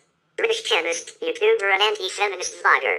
Violating Twitter's abusive behavior policy by sharing content targeting feminist media critic Anita Sarkeesian during the Gamergate controversy. Darwin Blonde-Graha at Darwin Blonde-Graha. Journalist. Mistake after tweeting document obtained under state public records. Godless Spellchecker at G-Spellchecker. English atheist blogger and podcaster. Alleged targeted abuse or harassment. He has been repeatedly suspended in the past. Charles C. Johnson at Chuck C. Johnson at GotNews.com and at Citizen Cholan. American alt-right blogger. Violating Twitter's rules around participating in targeted abuse by tweeting the day before about taking out civil rights activist Doreen McKesson, which McKesson perceived as a serious threat. Temporarily suspended 3 times prior. Jalib Al-Jazrawi at S_2F. ISIL member. Making a death threat against Nasser al-Khazavi. Jared Fogle at the Jared Fogle. Subway spokesman. Plead guilty to possessing child pornography, soliciting minors for sex via the internet, and performing sex acts on minors under a plea deal which sought to spare him a life sentence. Later sentenced to spend between 13 and 15.5 years in prison. George Zimmerman at the real George Z. American man known for the killing of Trayvon Martin. Tweeting confidential information about an ex-girlfriend, including revenge porn. 2016. Ian al-Baghdadi at Ian_al-Baghdadi. Arab Spring activist. Mistaken for ISIL leader Abu Bakr al-Baghdadi by Twitter staff. Robert Stacey McCain at R.S. McCain. American conservative writer. Participating in targeted abuse. Izzat al-Qassam Brigades. Military wing of Hamas. Twitter attempted to remove all official accounts of the terrorist organization, but the organization swiftly opened new accounts. More accounts were suspended in 2019. Abu Haida. Al-Qassam Brigade spokesperson. Twitter attempted to remove all official accounts of the terrorist organization, but the organization swiftly opened new accounts. More accounts were suspended in 2019. Azalea Banks at Azalea Banks. American rapper. Making racist and homophobic posts towards singer Zayn Malik. Also made at least 6 other Twitter accounts over succeeding years, with bans in 2018, 2019, and 2020, before she was IT banned from the platform. She rejoined under the handle at Azalea Shear in April 2022, but this account was suspended 2 months later. Miller Yiannopoulos at Nero. British alt-right polemicist and political commentator. Insulting Leslie Jones, coinciding with a racist harassment campaign. His account was reinstated on 23 May 2024. Juxifer 2.0. Hacking group or individual. Posting information illegally hacked from the Democratic National Committee. Permanently suspended in 2018. PewDiePie at PewDiePie. Swedish YouTuber. Pretending to be a member of ISIL. Richard Bertrand Spencer, American neo-Nazi, allegedly for using multiple overlapping accounts. Various alt-right accounts, including accounts of National Policy Institute, Radix Journal, Ricky Vaughn, John Rivers, and others, banned for violating Twitter's policy prohibiting users from inciting or engaging in the targeted abuse or harassment of others. Teal Tequila at Angel Teal Love, American social media personality, temporarily suspended on 4 March 2016, possibly for racist and violent behavior. Permanently for making neo-Nazi posts, including a photo of herself and other attendees rendering a Nazi salute at an event of the White Nationalist National Policy Institute. Jack Dorsey at Jack, Twitter co-founder and CEO. After restoring his account, Dorsey tweeted the suspension was due to an internal mistake. And John Ravello at Jew_Holstein, Maryland Trump supporter, sending an epileptogenic gift to journalist with epilepsy Kurt Eichenwald. 2017, Martin Shkreli at Martin Shkreli, American hedge fund manager, suspended for sexual harassment of journalist Laura Duca. Mocha Yusen, Filipina entertainer and Rodrigo Duterte supporter, unknown. Avijit Bhattacharya, Indian singer, harassing women including activist Sheila Rashid. Daniel Siratsky at Self-Agency, American writer and activist, unknown. Siratsky believes he was suspended for threatening violence against Dick the last hour for arguing with Courtney Love about Linda Sarsour. Al Jazeera Arabic, Arabic language news broadcaster, unknown. Anthony Cumia at Anthony Cumia, American radio personality and broadcaster, permanently suspended for transphobic comment against the AV Club, writer Katie Reif. Cumia then made several accounts to get around the initial ban, which were subsequently permanently suspended as well. Popat, American Law Blog, posting personal information in screenshots of threats received. Sargon of Akkad at Sargon _of Akkad, alt-right activist, unknown. Alex Boyden, Twitter user, suspended for sexual harassment of the cereal mascot Tony the Tiger. Admin was my wife, Japanese man, account permanently suspended for making a death threat towards a dead mosquito. The man started a new account. Joseph Cox, journalist for the Daily Beast, targeted by bots after writing story about suspicious activity by pro-Kremlin bots. Elizabeth Johnston, Christian blogger. Criticizing article of Teen Vogue, which promoted anal sex amongst teenagers. At the Mood for Love. American woman. Targeted abuse of singer Taylor Swift. Rose McGowan. American actress and activist. Account temporarily suspended for posting a private phone number. Roger Stone. At Roger J. Stone Jr. American conservative political consultant and lobbyist. Banned for harassment of CNN journalists. Stone later threatened legal action against Twitter. The account was later reinstated on 7 December 2022. Jamal Rashid Khan, Indian actor and film critic. After the ban, Khan announced his intention to take legal action against Twitter. He later created a new account. Andrew Tate, at Conra Tate, men's rights activist. For saying rape victims bear some responsibility for putting themselves in a position to be assaulted. 2,752 Russian troll accounts. Twitter's internal investigation linked the accounts to Russia's Internet Research Agency. Jenna Abrams, at Jen_Abrams, alt-right blogger, unmasked as a fictitious person operated by a Russian troll factory.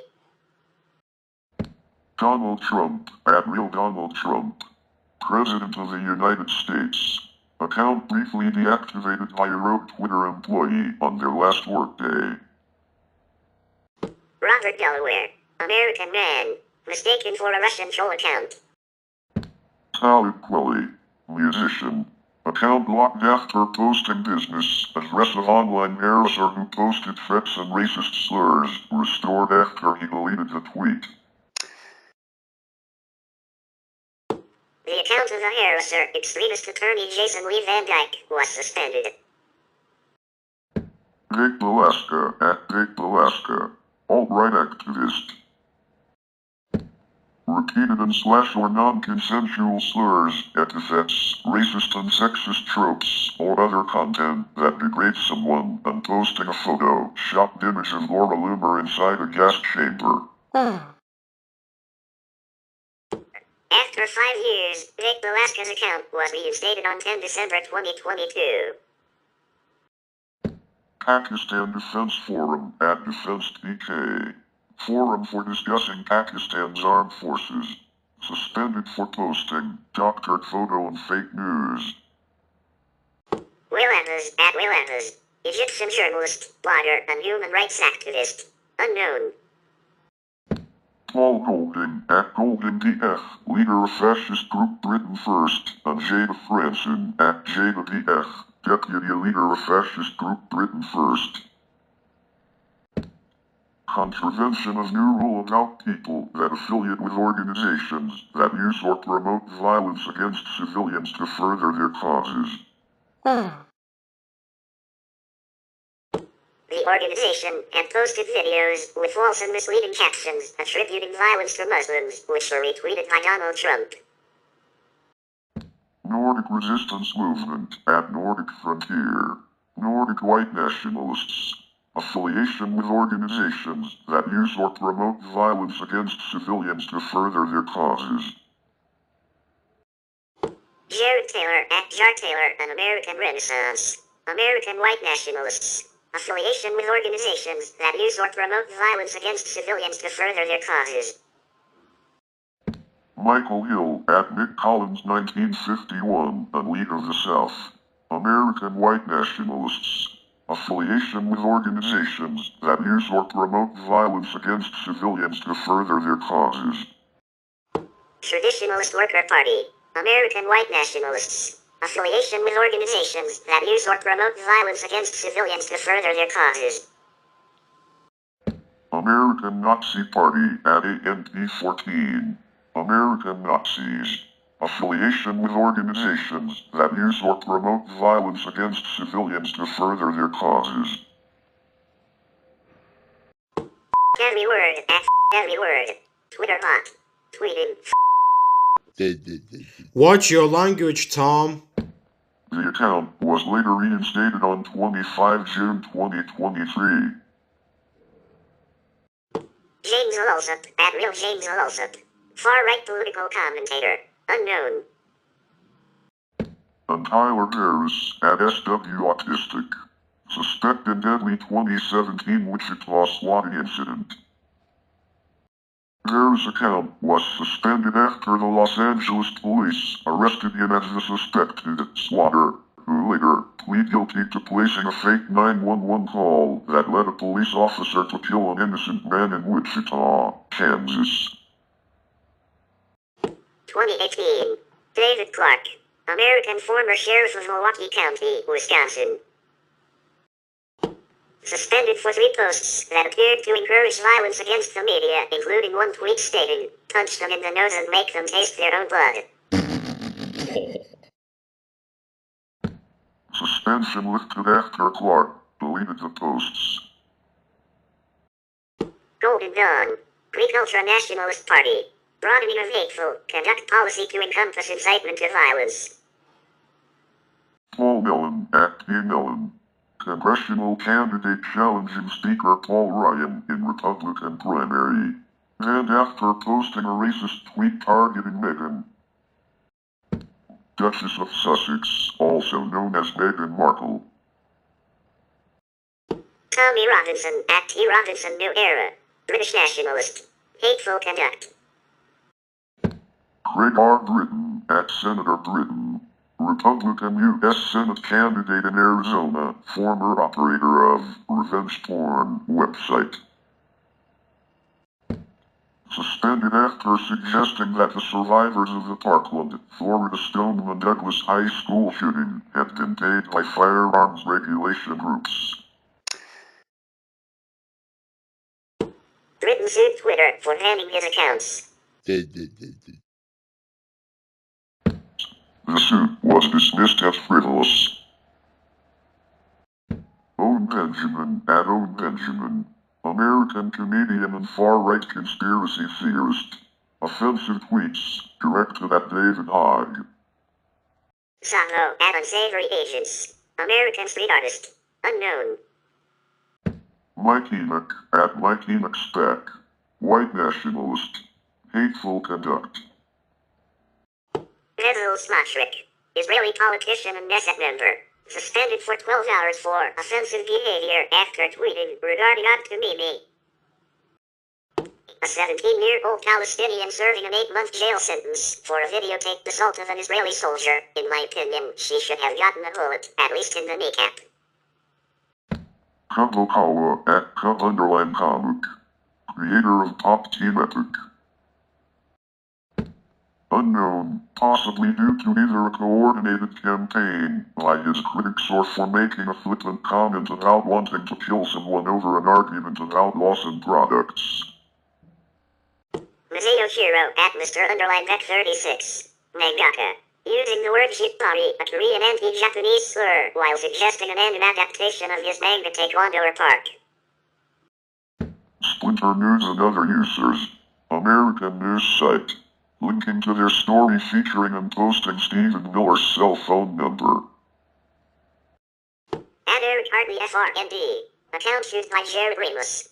Jared Remus was arrested after he shot and killed 5 employees at the Capitol during the mass shooting.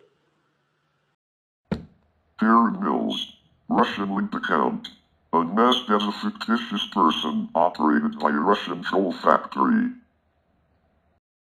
70 million automated, troll, and fake accounts. Part of the crackdown on malicious activity. Guxifer 2.0 at Guxifer_2. Russian-linked accounts. Connected to a network of accounts previously suspended for operating in violation of Twitter's rules. DC Leaks, at DC Leaks_.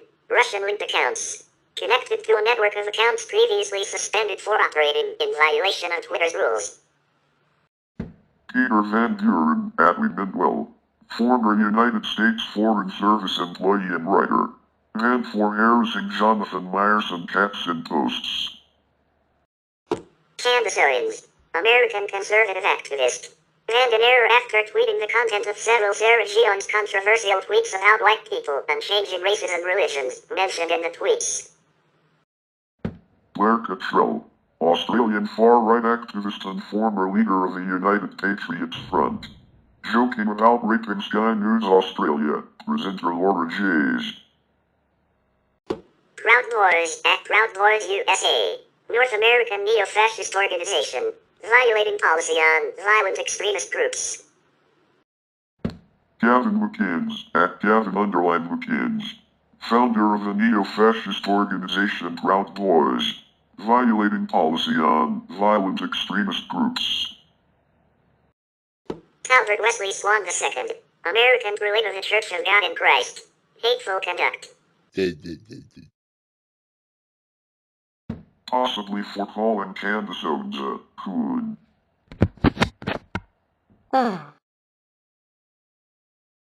Swan's account was reinstated on 4 September 2018, which he attributed to thousands of his followers calling for Twitter to lift the suspension. Becky Lucas, Australian comedian, posting content that was threatening and or promoting violence by jokingly tweeting, "Oi, at Scott Morrison MP, I'm gonna chop your fucking head off." Lucas now uses a new account. Infowars at Infowars, American conspiracy website. Alex Jones was first suspended for a week on 14 August 2018 for violating policy on inciting violence, and was later banned on 6 September for violating policy on abusive behavior. Both accounts were later reinstated on December 9, 2023. Alex Jones at Real Alex Jones, founder of the conspiracy website Infowars. Alex Jones was first suspended for a week on 14 August 2018 for violating policy on inciting violence and was later banned on 6 September for violating policy on abusive behavior. Both accounts were later reinstated on December 9, 2023. Chris Toronto, former U.S. Army Ranger, using the word retard and the hashtags you are an idiot and hashtag never go full retard. James Woods, American actor, posting hoax political meme on 20 July 2018, specifically a fake message, supposedly from Democrats, that urged men not to vote in the midterm elections. Woods received an email from Twitter stating that the tweet had the potential to be misleading in a way that could impact an election. Woods refused to delete the tweet himself. He was allowed to return in October 2018. At Congress Edits, Twitter bot, automatically rebroadcasting Wikipedia edits that doxed members of Congress. Dozens of Occupy movement activists. No explanation from Twitter.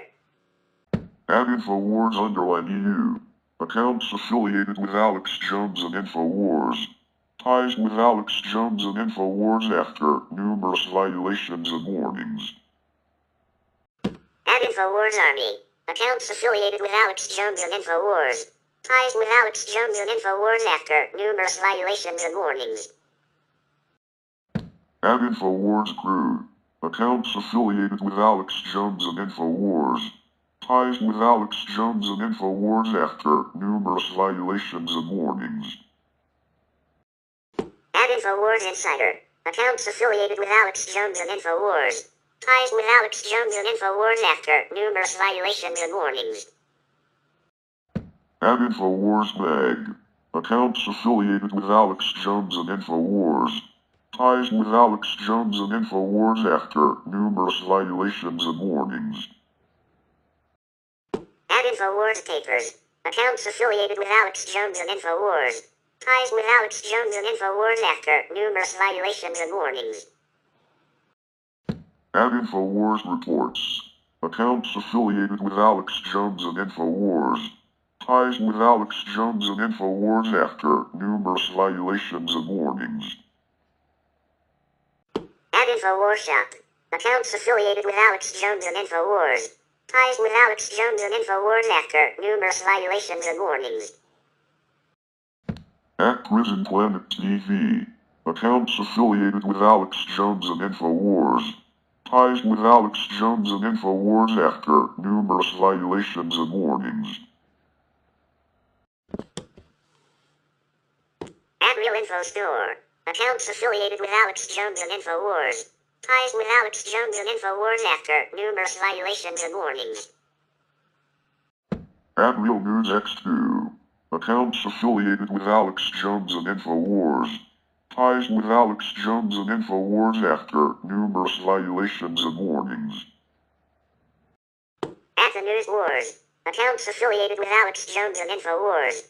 Ties with Alex Jones and InfoWars after numerous violations and warnings. At War Room Beings. Accounts affiliated with Alex Jones and InfoWars. Ties with Alex Jones and InfoWars after numerous violations and warnings. At War Room Show. Accounts affiliated with Alex Jones and InfoWars. Ties with Alex Jones and InfoWars after numerous violations and warnings. 4 other accounts. Accounts affiliated with Alex Jones and InfoWars. Ties with Alex Jones and InfoWars after numerous violations and warnings. At Hard Rock 2016. Accounts used by Cesar Sayoc. After the mail-bombing attempts against Donald Trump critics and Democratic Party politicians, Sayoc's profiles were found to have posted far-right political conspiracy theories, graphic images and specific threats. At Hard Rock and Split. Accounts used by Cesar Sayoc. After the mail-bombing attempts against Donald Trump critics and Democratic Party politicians, Sayoc's profiles were found to have posted far-right political conspiracy theories, graphic images and specific threats. Smash Racism DC at Smash Racism DC. Antifa group from Washington, D.C. Posting the home addresses of Tucker Carlson along with other family members following a protest outside Carlson's home. Megan Murphy at Megan E. Murphy. Canadian journalist. And for hateful conduct, following a heated exchange, which involved misgendering a transgender woman. Laura Loomer at Laura Loomer. American political activist, conspiracy theorist and internet personality. Hateful conduct, suspended for a tweet attacking Ilhan Omar by accusing her of being pro-Sharia and pro-FGM. Jesse Kelly. Conservative talk radio host and former Republican congressional candidate.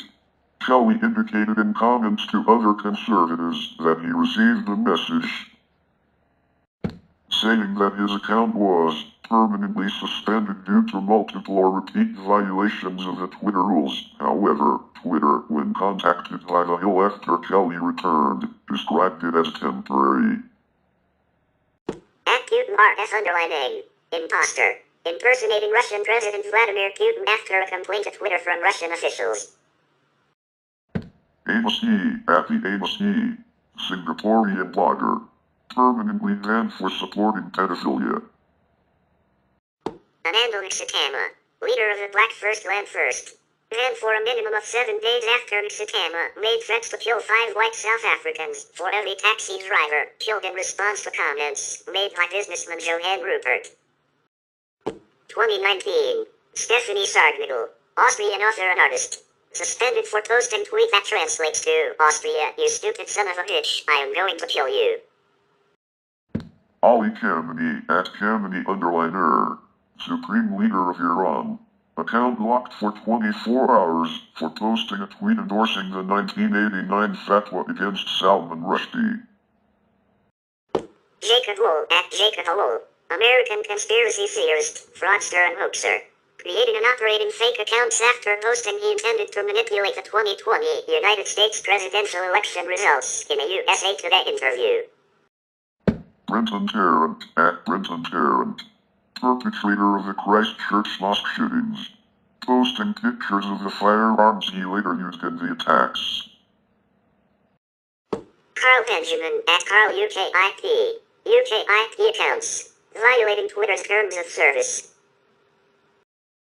Tommy Robinson at T Robinson MEP. UK IP accounts. Violating Twitter's terms of service. Rio del Orinoco.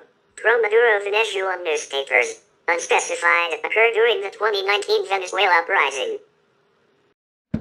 Diario VEA. Pro-Maduro Venezuelan newspapers. Unspecified occurred during the 2019 Venezuela uprising. David Horowitz at Horowitz 39. Conservative activist and author. Unknown. Minon Milling at SG Minon Milling. Commander-in-Chief of TaBNWNE. Spreading propaganda against Rohingya people. Cheyenne at a G-Spell.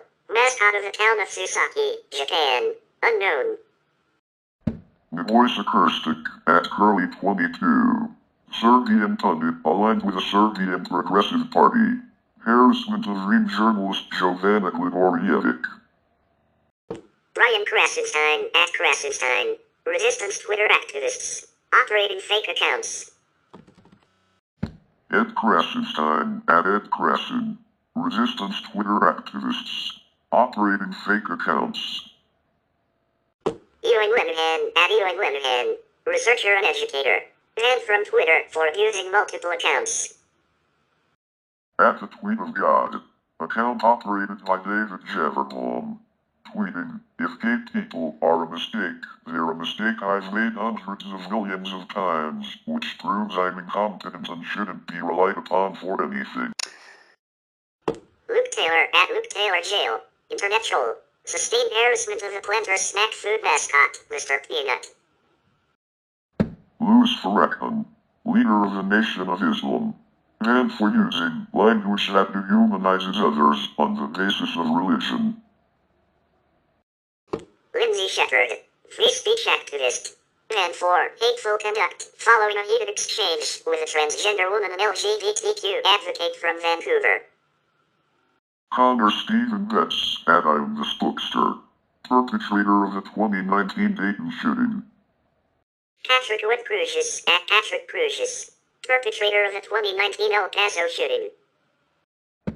Team Mitch at Team_Mitch, political campaign for U.S. Senator Mitch McConnell, posting a video that included violent threats against McConnell. 200,000 Chinese accounts. Believe the accounts were part of a Chinese government-influenced campaign targeting the protest movement in Hong Kong. Pauline Hanson, Australian senator and leader of Pauline Hanson's One Nation, suspended for violating rules against abuse and harassment by posting video advocating the use of violence against protesters. Raul Castro at Raul Castro R. Cuban government-affiliated accounts. Unspecified breach of rules. Mariela Castro at Castro's PNN, Cuban government-affiliated accounts. Unspecified breach of rules. Mesa Redonda at Mesa Redonda, Cuba. Cuban government-affiliated accounts. Unspecified breach of rules. Grandma Digital at Grandma_Digital. Cuban government-affiliated accounts. Unspecified breach of rules. Radio Rebel at Radio Rebel Q. Cuban government-affiliated accounts. Unspecified breach of rules. Briscoe Kane, Republican member of the Texas House of Representatives, suspended for 141 days after refusing to remove a perceived violent threat against Democratic presidential candidate Beto O'Rourke. Saad Al-Khatami at Saad Q 1978. Former media consultant to Saudi Crown Prince Mohammed bin Salman. Banned for violating the company's platform manipulation policies. TaBNWNE, operator of bot accounts in the United Arab Emirates, spreading information about Qatar and the Saudi Arabian-led intervention in Yemen. Hamas and Hezbollah affiliated accounts, including Al Manar and the Quds News Network. Part of Twitter's crackdown on illegal terrorist organizations and violent extremist groups. Conducted after reviewing accounts, highlighted by U.S. Representatives Josh Gottheimer, Tom Reed, Max Rose, and Brian Fitzpatrick, who accused Twitter of violating the law by doing business with foreign terrorist organizations. Twitter reversed its previous decision to allow a platform for non-military arms and terrorist organizations. Will Sloan, Canadian film critic and podcaster, suspended for tweets about the fictional character Baby Yoda. Danielle Stella at 2020 Congress. Republican candidate potentially challenging U.S. Republican Ilhan Omar in the 2020 election. Repeated rule violations. One tweet read, if it is proven that Ilhan Omar passed sensitive info to Iran, she should be tried for #treason and hanged. Pete Hegseth, Fox News contributor, banned for posting an anti-American manifesto that was written by Mohammed al-Shamrani. The Saudi Arabian military cadet who shot and killed 3 people and injured 12 when he opened fire at Naval Air Station Pensacola on 6 December 2019. On 88,000 Saudi linked accounts. State-backed information operations originating in Saudi Arabia that violated platform manipulation policies. 2020. Dozen accounts associated with Venezuela's government and military. Unspecified breach of rules. Zero Hedge at Zero Hedge. Far-right libertarian financial blog. Publishing an article falsely accusing a Wuhan Institute of Virology doctor of releasing SARS-CoV-2 as a biological weapon and doxing said doctor.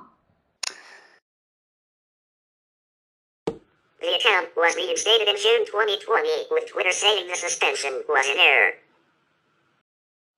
At BabyNutBaby. Meme accounts tied to planters. Astrographing in support of the Baby Nut campaign. The main Mr. Peanut at Mr. Peanut account was not suspended.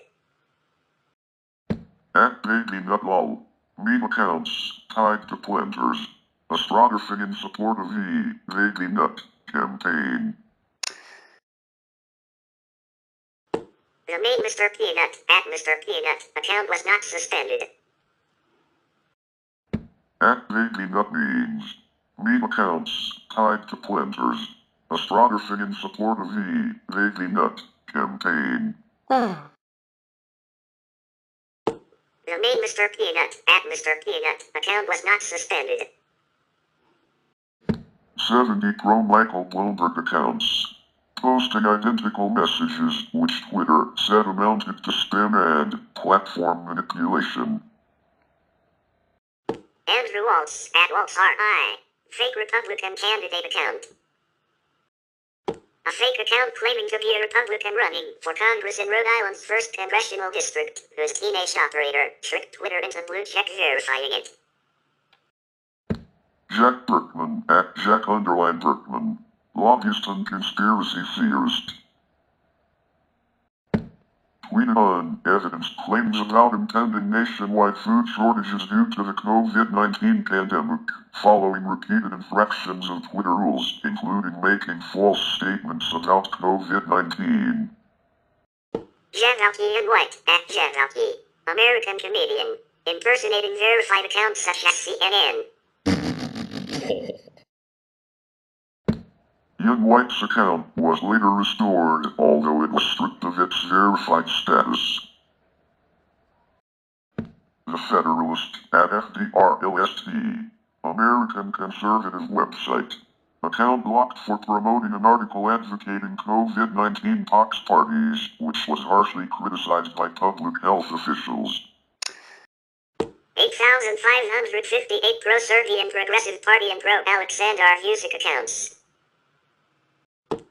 Posting positive news coverage of the Serbian Progressive Party and Aleksandar Vučić and attacking their political opponents, with Twitter saying that the accounts engaged in inauthentic coordinated activity. Medouin Opus IM Kishern, Adwin Medouin.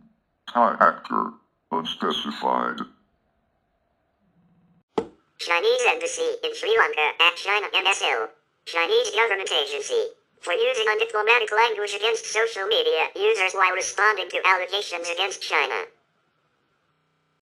Owen Schroyer at Illinois Soin. InfoWars personalities.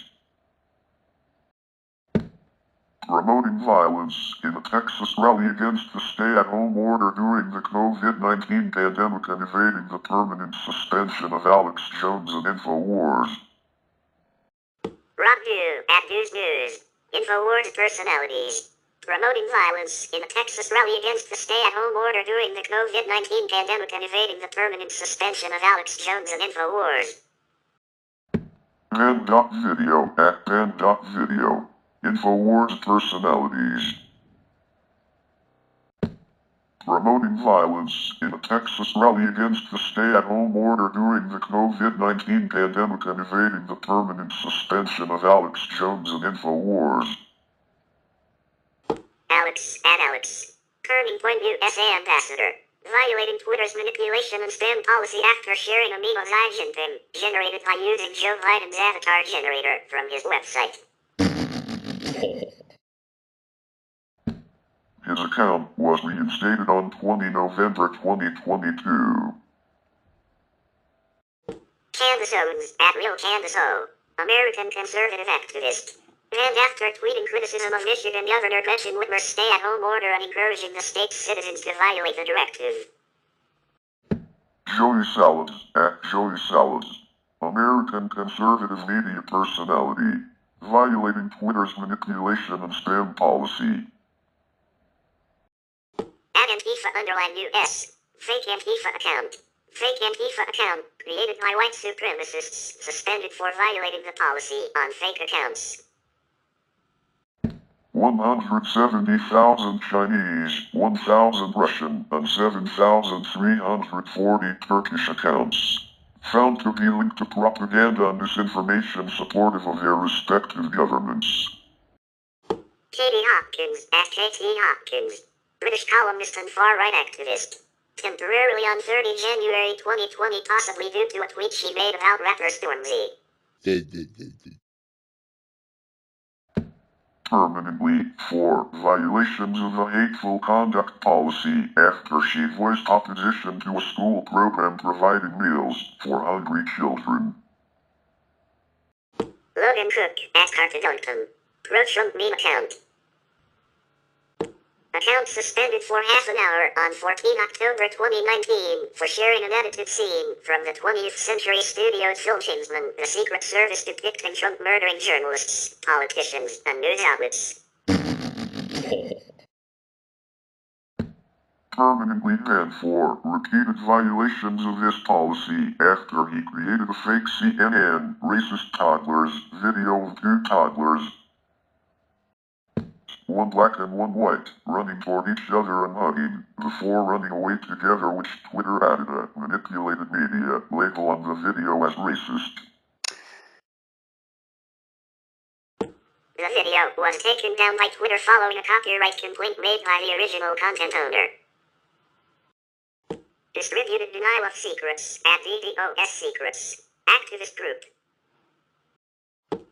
Publishing WikiLeaks, 269 gigabytes of internal U.S. law enforcement data obtained by the hacker Collective Anonymous for dissemination of hack materials and information that could have put individuals at risk of real-world harm. Graham Linehan at G-Liner, television writer. Repeated acts of platform manipulation and hateful conduct towards transgender individuals.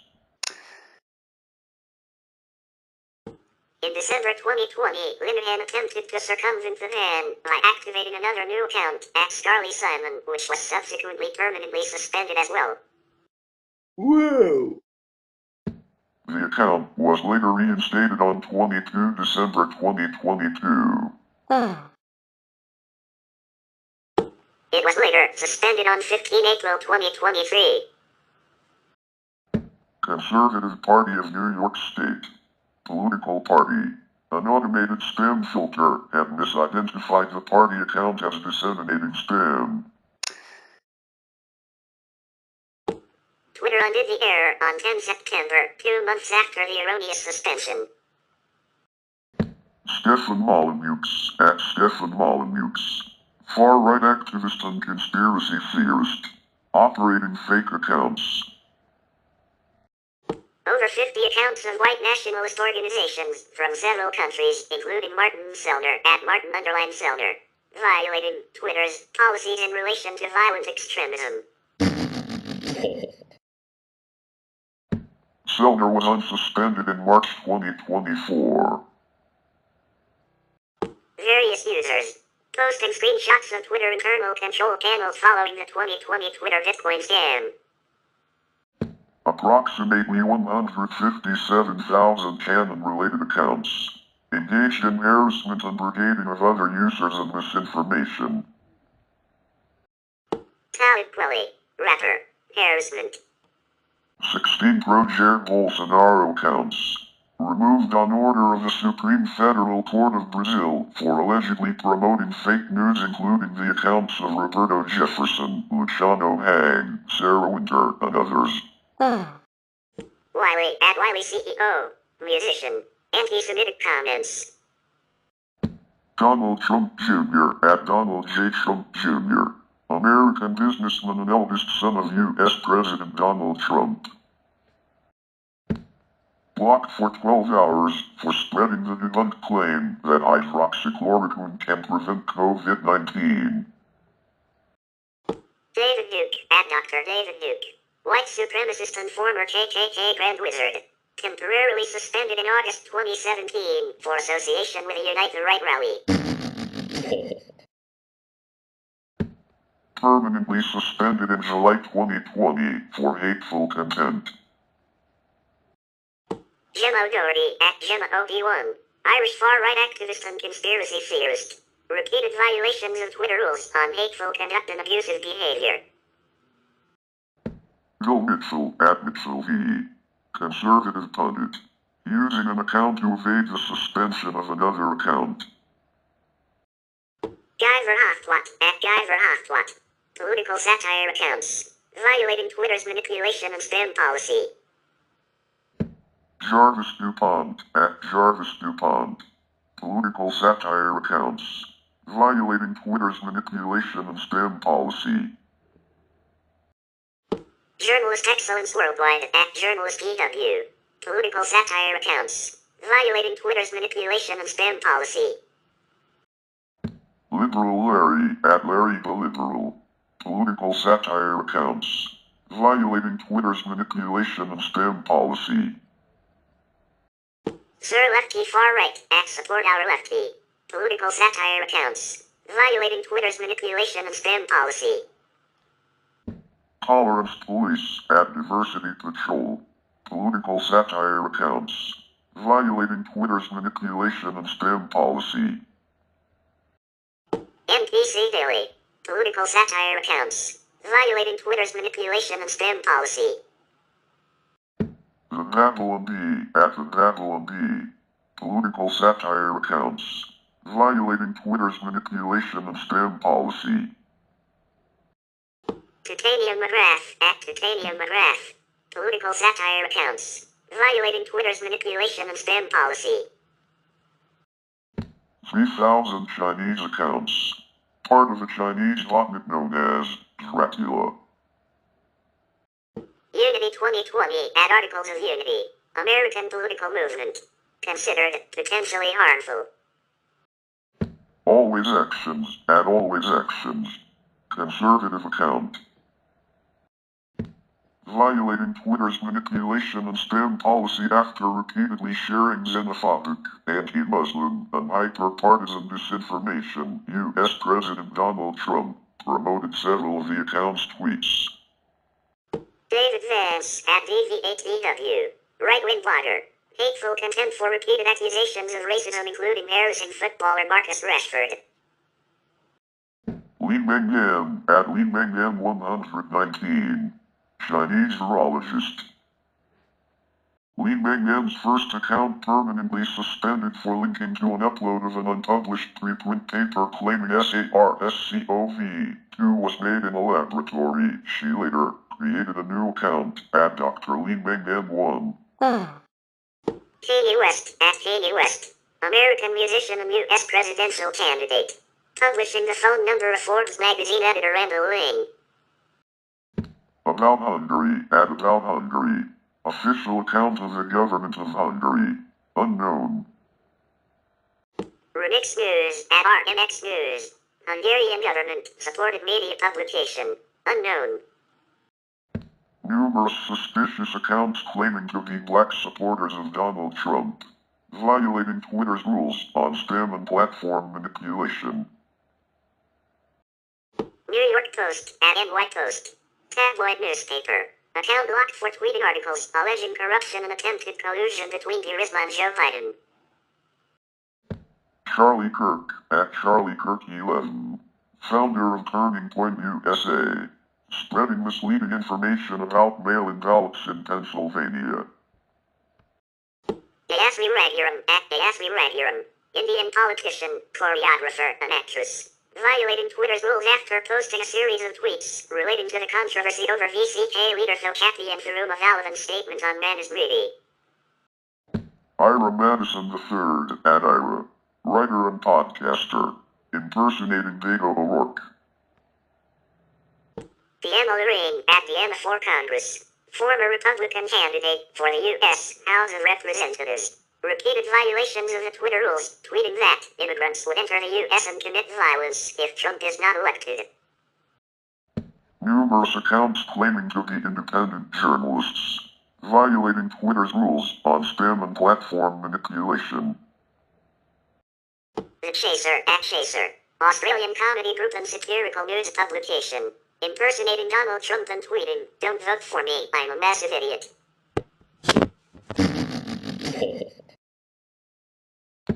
The account was restored the next day but lost its verification. Davidica at Davidica. English conspiracy theorist. Violating Twitter's rules on COVID-19 misinformation. Steve Bannon at War Room Pandemic. Former White House chief strategist to Donald Trump. And after he called for Anthony Fauci and Christopher Escher to be beheaded on his podcast. Mohsen Rizai at _Rizai. Iranian politician and secretary of the Expediency Discernment Council. Violating Twitter's rules against abusive behavior. Vision Namdar Zanjaneh. Iranian Minister of Petroleum. And because it violated the website's rules against impersonation. Truenology at TaBNWNE. Indian right-wing historian account. And after online banter with senior IPS officer. At the Betty Trump. Elizabeth Trump Bryan poster. Impersonating Donald Trump's older sister Elizabeth Trump Graw. Trapped at Trapped Official. American rock band. The official Trapped Twitter account and Chris Taylor Brown's personal account were both suspended after Brown, who operated both accounts, wrote a series of tweets defending statutory rape. Chris Taylor Brown at Real CTV Trapped. Trapped lead vocalist. The official Trapped Twitter account and Chris Taylor Brown's personal account were both suspended after Brown, who operated both accounts, wrote a series of tweets defending statutory rape. And at Real_Bob Costas. Bob Costas imposter. Impersonating Bob Costas after a complaint to Twitter from Costas' son Keith Michael Kirby Costas. 2021. Dan Bongino at D. Bongino. American conservative political commentator. Violating Twitter's civic integrity policy. Lucian Linwood at L. Linwood. American pro-Trump lawyer and conspiracy theorist. Violating Twitter's rules against inciting violence and van evasion using a second account at Fight Back Law, which was also suspended. Jake Angeli at USA Wolfpack. American canon conspiracy theorist and far-right activist. Related to being a figurehead in the January 6 U.S. Capitol attack. Donald Trump at Real Donald Trump. President of the United States. On 7 January, Trump's personal account, @RealDonaldTrump, was suspended for 12 hours after Twitter removed 3 of his tweets. This was elevated to a permanent suspension due to repeated and severe violations of Twitter's civic integrity policy, following his supporters' storming of the U.S. Capitol. After his suspension, Trump used the official account of the U.S. president, @POTUS. Twitter deleted Trump's new tweets written after the suspension and threatened to suspend accounts used by him for vandalization. Twitter also suspended the Trump presidential campaign's account, @TeamTrump, after it reposted the deleted tweets from @POTUS. Both accounts were later reinstated on November 19, 2022. Team Trump, @TeamTrump. Donald Trump presidential campaign. On 7 January, Trump's personal account, @RealDonaldTrump, was suspended for 12 hours after Twitter removed 3 of his tweets. This was elevated to a permanent suspension due to repeated and severe violations of Twitter's civic integrity policy, following his supporters' storming of the U.S. Capitol. After his suspension, Trump used the official account of the U.S. president, @POTUS. Twitter deleted Trump's new tweets written after the suspension and threatened to suspend accounts used by him for vandalization. Twitter also suspended the Trump presidential campaign's account, @TeamTrump, after it reposted the deleted tweets from @POTUS. Both accounts were later reinstated on November 19, 2022. Ben Garrison, actor graphics, American alt-right political cartoonist, posting a cartoon endorsing the storming of the U.S. Capitol. Part of a larger fan wave on accounts expressing similar sentiments. He later created a new account, @CartoonsVen, which is also suspended. Gary Kogi, @Gary Kogi, digital director for Trump's 2020 presidential campaign, attempted to help President Trump evade Twitter bans by using his account. Kogi changed the name and picture of his account to those of President Trump. Michael Flynn, @General Flynn, retired U.S. Army Lieutenant General and former National Security Advisor under Donald Trump. Violating Twitter's policy on coordinated harmful activity in relation to sharing canon content. Jim Watkins, @Is It Web Yet? Operators of HateCon, violating Twitter's policy on coordinated harmful activity in relation to sharing canon content. Ron Watkins, @CodeMonkeyZ, operators of HateCon, violating Twitter's policy on coordinated harmful activity in relation to sharing canon content. Patrick Byrne, @Patrick Byrne, CEO of Overstock.com, pro-Trump activist, violating Twitter's policy on coordinated harmful activity in relation to sharing canon content.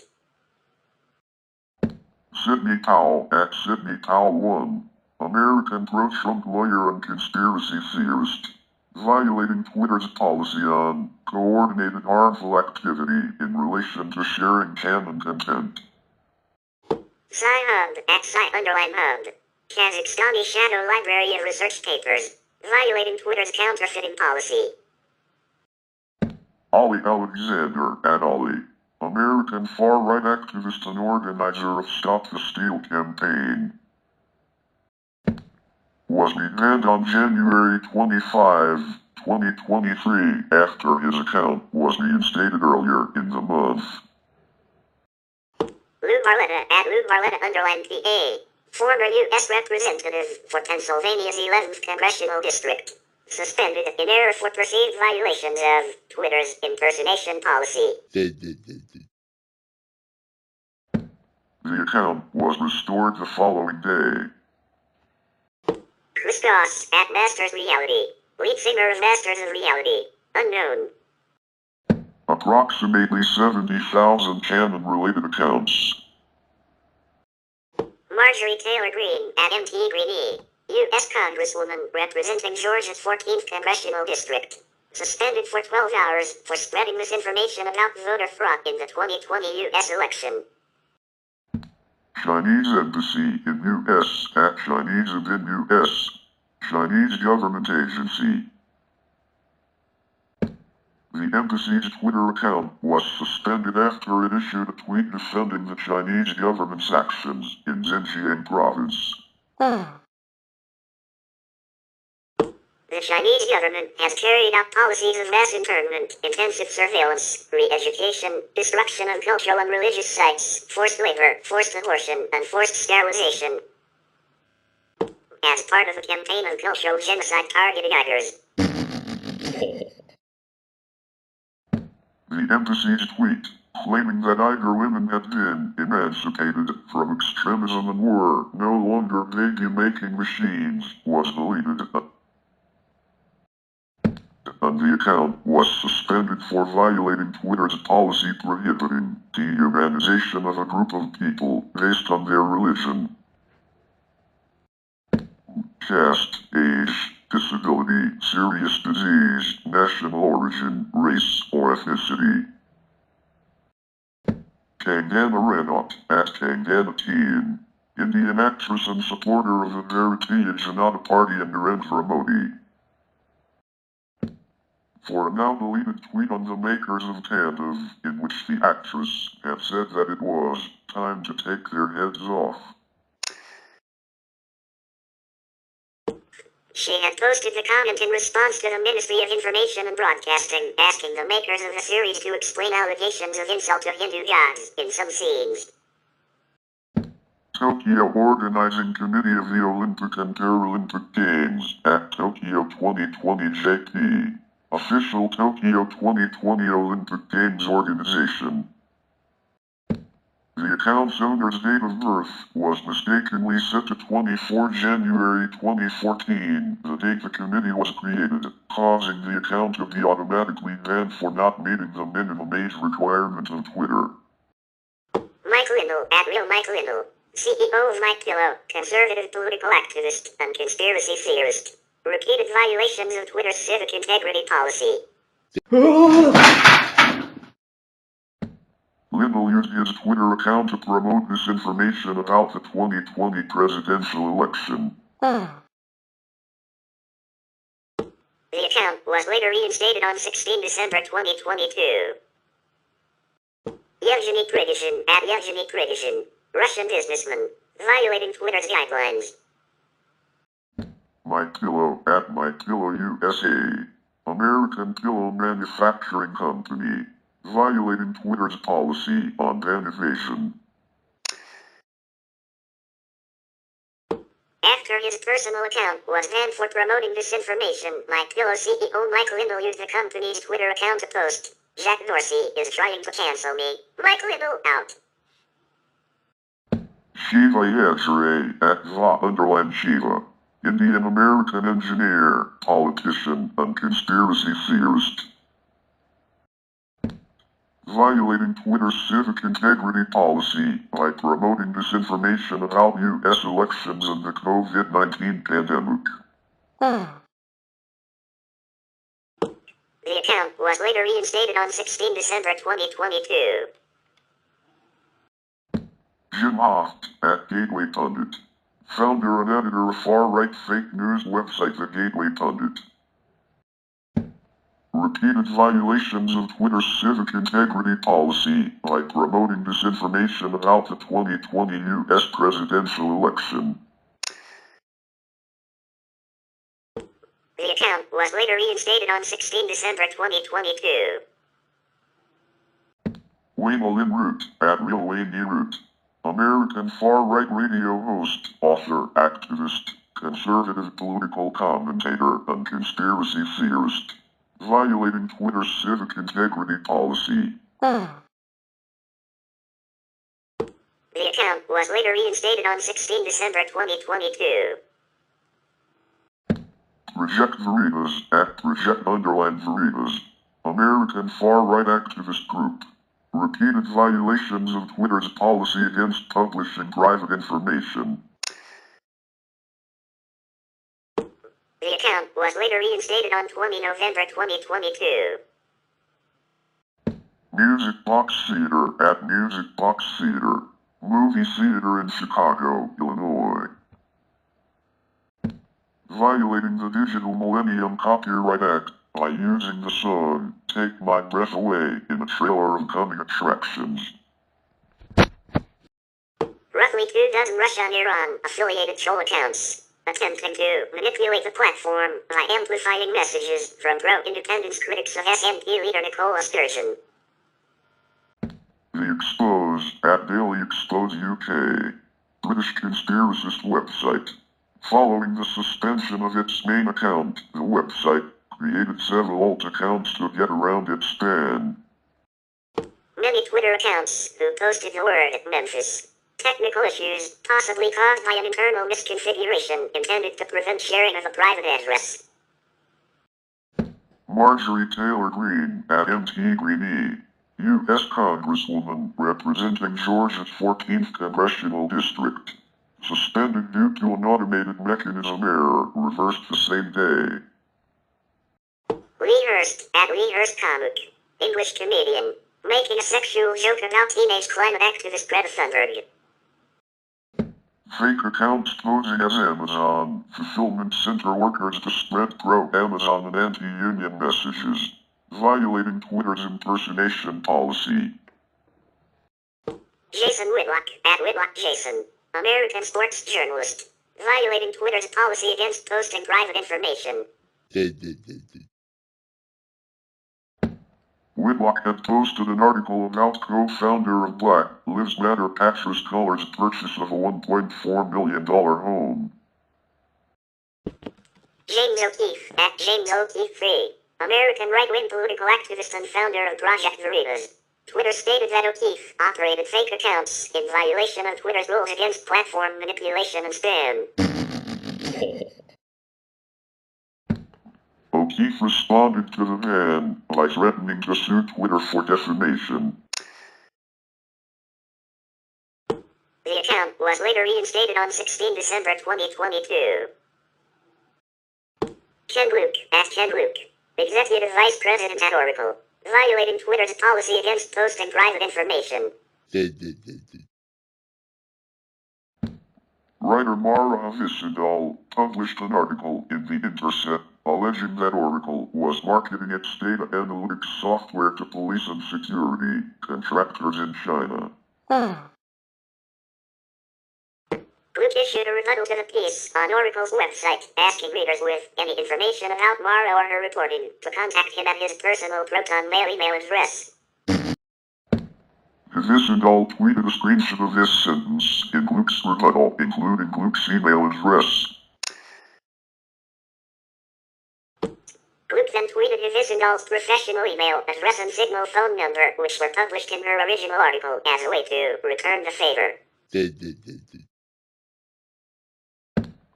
Twitter suspended Luke's account for 12 hours. Hvisidal's account was not suspended. Luke's request for information on Hvisidal was later removed from his rebuttal. Kangana Ranaut at Kangana Team, Indian actress and supporter of the Bharatiya Janata Party and Narendra Modi.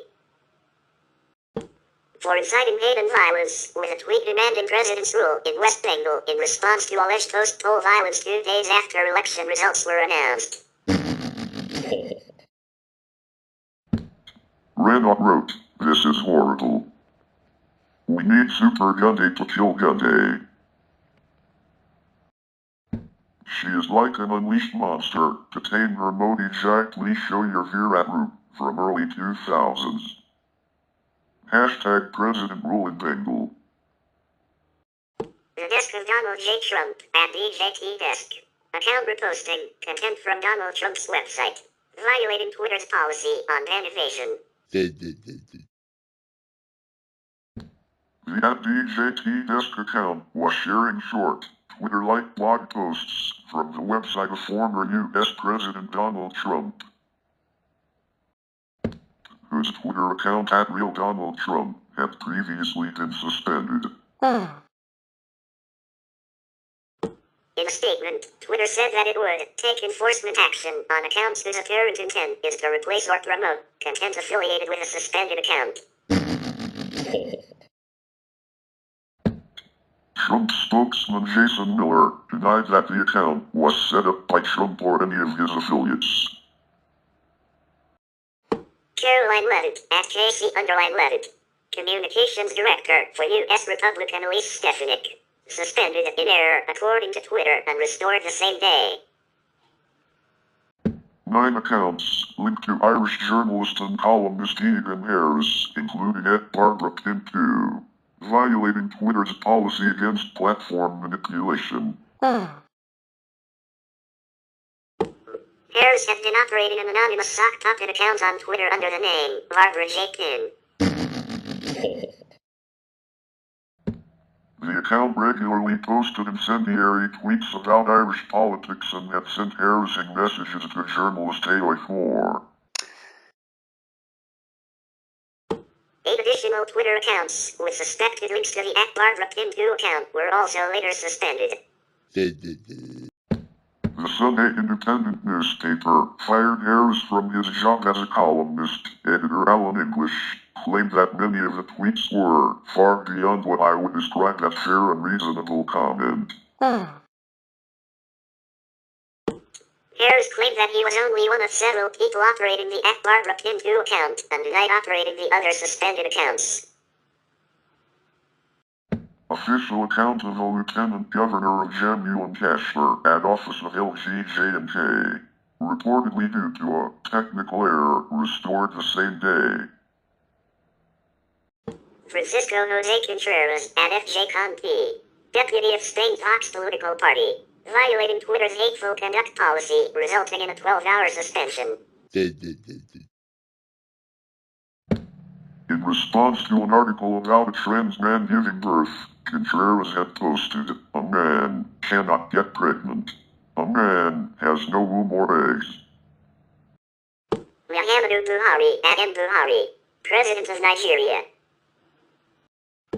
suspended for 12 hours for posting a tweet invoking the violence of the Nigerian civil war in his threats to the separatist group Indigenous People of Biafra, which users claimed was inciting violence against the Igbo people. The tweet itself was also deleted. The text was, "Many of those misbehaving today are too young to be aware of the destruction and loss of lives that occurred during the Biafra War. Those of us in the fields for 30 months who went through the war will treat them in the language they understand." Naomi Wolf @Naomi Wolf, American feminist, writer and anti-vaccination conspiracy theorist, spreading misinformation about COVID-19 vaccines. The account was later reinstated on 16 December 2022. Rebecca Jones @GeoRebecca, American geographer and alleged whistleblower. Platform manipulation and spam caused by her repeatedly retweeting a Miami Herald article about her tenure with the Florida Department of Health. The account was later reinstated on 16 December 2022. The Chaser @Chaser, Australian comedy group and satirical news publication, suspended for an hour for impersonating Pope Francis, J.K. Rowling, Prime Minister of Australia Scott Morrison and Coca-Cola after regaining their verification they lost during their previous suspension. David Portnoy @Stool Presidente, founder of sports and pop culture blog Barstool Sports, unknown. Lee Hurst @Lee Hurst Comic, English comedian, encouraging the physical assault of England's Chief Medical Officer Chris Whitty. Anne-Marie Brady @Anne_Marie Brady, Chinese politics professor at the University of Canterbury, account locked for posting 2 tweets critical of Xi Jinping. Account later restored on 5 July. Nick Flinties at Nick J. Flinties, American white nationalist and far-right political commentator, temporarily suspended in April 2021. Permanently suspended in July 2021 for repeated violations of Twitter rules. The suspension happened the day after the Anti-Defamation League published an article titled Nicholas J. Flinties, 5 Things to Know. Flinty's account was banned on 25 January 2023 after it had been reinstated the day before. Reinstated by Elon Musk in May 2024. Marjorie Taylor Greene at MT Greene, U.S. Congresswoman representing Georgia's 14th Congressional District. Suspended for 12 hours for sharing misinformation about COVID-19 and vaccines. Nation of Islam at official NOI, American religious and political organization, spreading misinformation about COVID-19 vaccines. At Arizona Audit, accounts calling for pro-Trump audits of the 2020 United States presidential election in several states, as well as promoting the Maricopa County audit. Violating Twitter rules on platform manipulation and spam. At audit_PA, accounts calling for pro-Trump audits of the 2020 United States presidential election in several states, as well as promoting the Maricopa County audit. Violating Twitter rules on platform manipulation and spam. At Audit Georgia, accounts calling for pro-Trump audits of the 2020 United States presidential election in several states, as well as promoting the Maricopa County audit. Violating Twitter rules on platform manipulation and spam.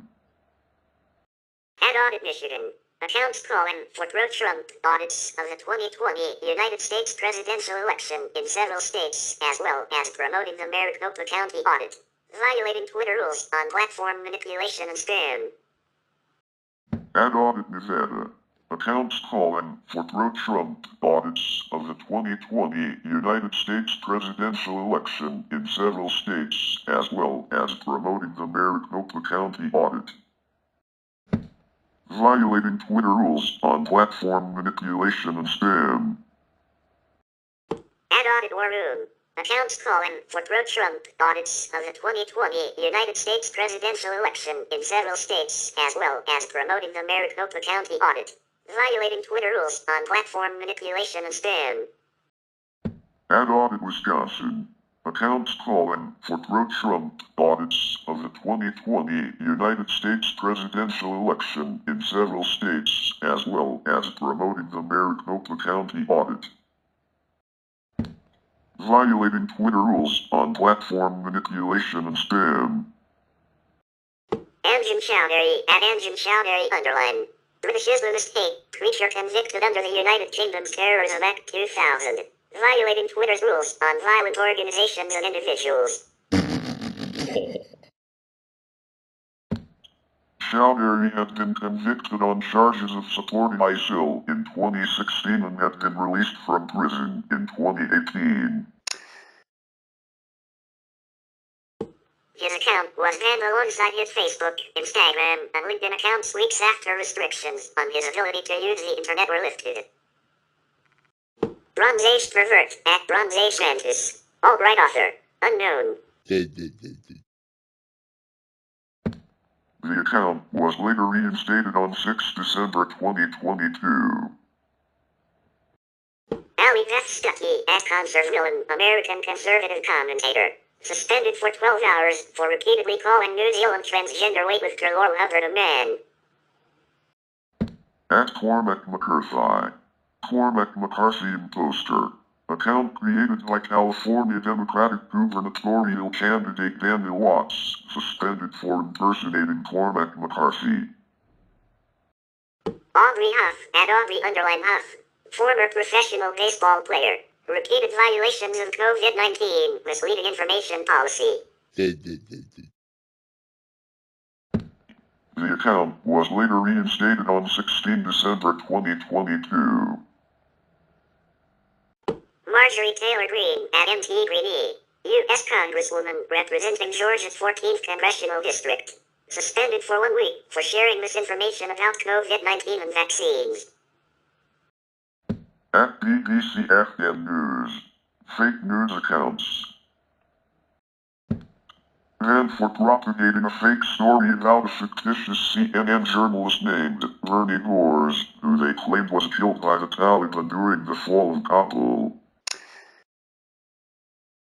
None of the accounts were verified and, except for at CNN Afghan, this was their only tweet. At CNN Afghan, fake news accounts. And for propagating a fake story about a fictitious CNN journalist named Bernie Gores, who they claimed was killed by the Taliban during the fall of Kabul. None of the accounts were verified and, except for at CNN Afghan, this was their only tweet. At MSNBC Afghan, fake news accounts. And for propagating a fake story about a fictitious CNN journalist named Bernie Gores, who they claimed was killed by the Taliban during the fall of Kabul. None of the accounts were verified and, except for at CNN Afghan, this was their only tweet. Jean Messiha at Jean Messiha, French politician, and for repeatedly violating Twitter's hateful conduct policy. Alex Berenson at Alex Berenson, writer, and for repeatedly violating Twitter's COVID-19 misinformation policy. The account was later reinstated on 26 August 2022. Anonymous Germany at TaBNWNE, decentralized hacking group.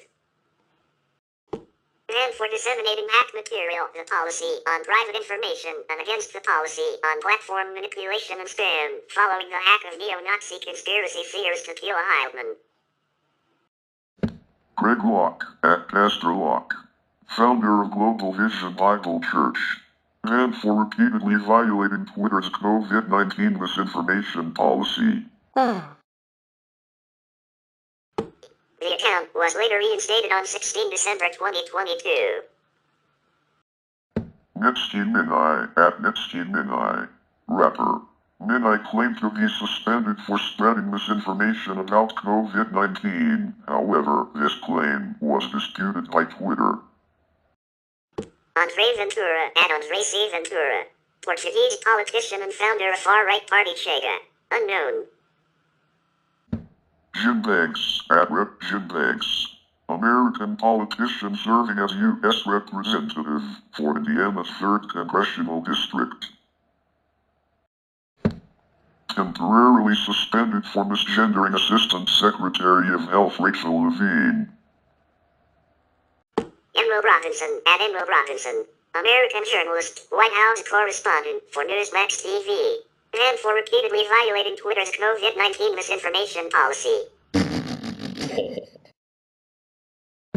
The account was later reinstated on 16 December 2022. At Tracker Trial, account covering the sex trafficking trial of Ghislaine Maxwell, and for violating Twitter's rules against platform manipulation and spam. And Robert Wallace Malone at R.W. Malone MD, American virologist and immunologist, and for repeatedly violating Twitter's COVID-19 misinformation policy. The account was later reinstated on 12 December 2022. 2022.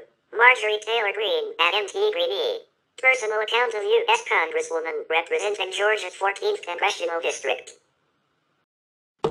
Permanently suspended after multiple violations of Twitter's COVID-19 misinformation policy throughout 2021.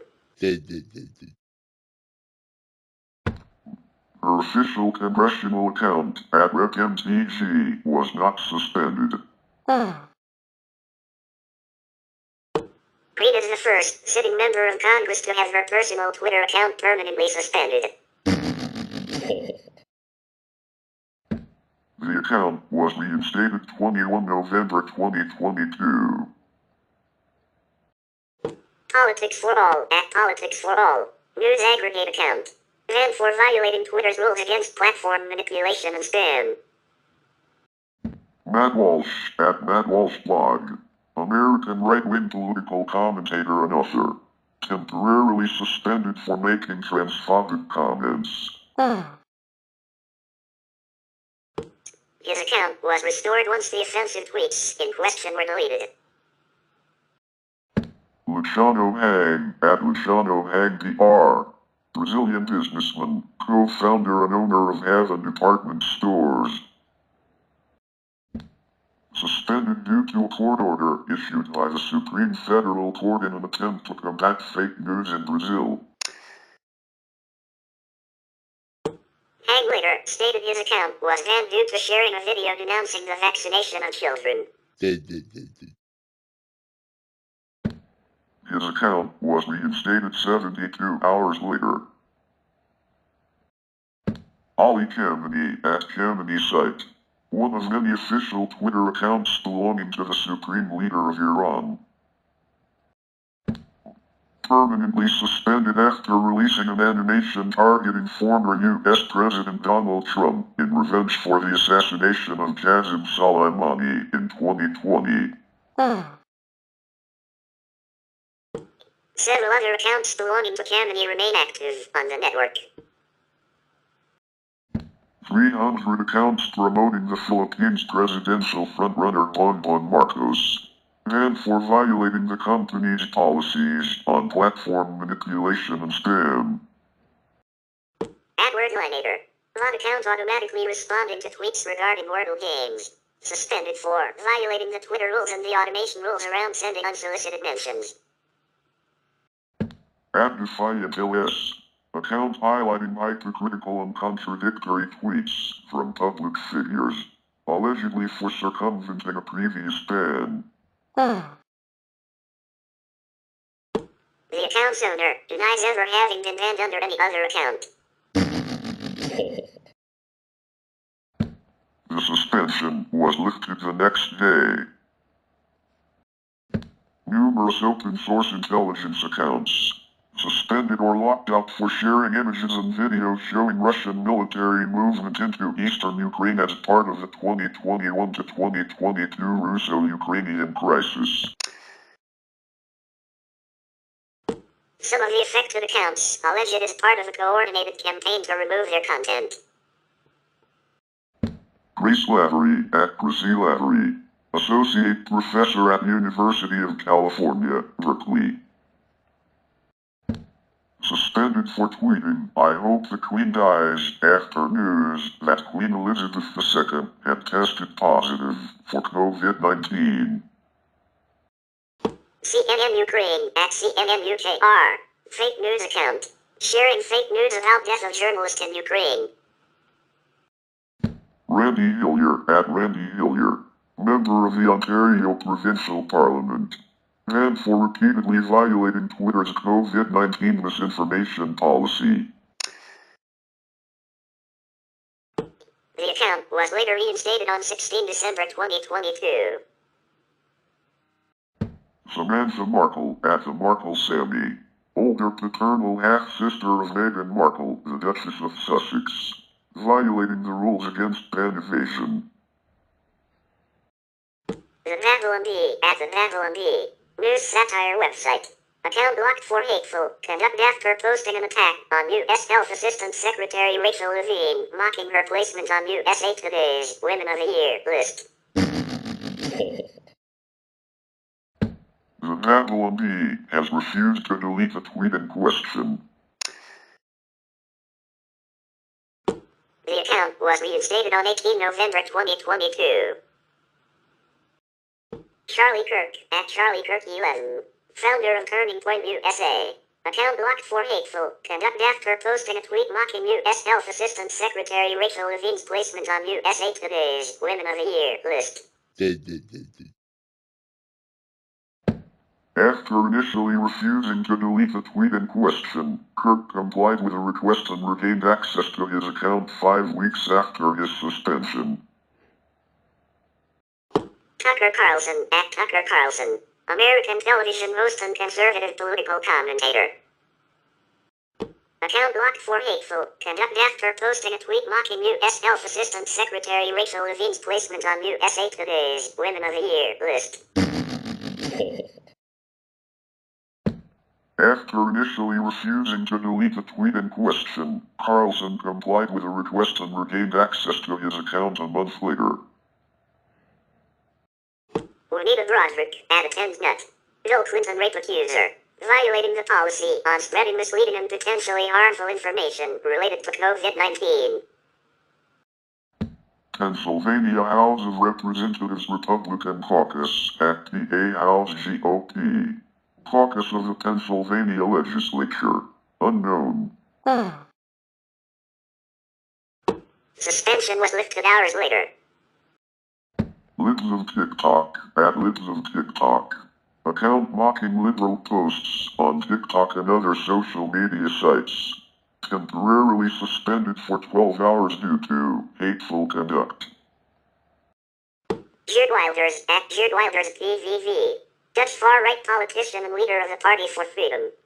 Temporarily suspended for violating Twitter's hateful conduct policy after mentioning Pakistani Prime Minister Shehbaz Sharif in a tweet which criticized Islam.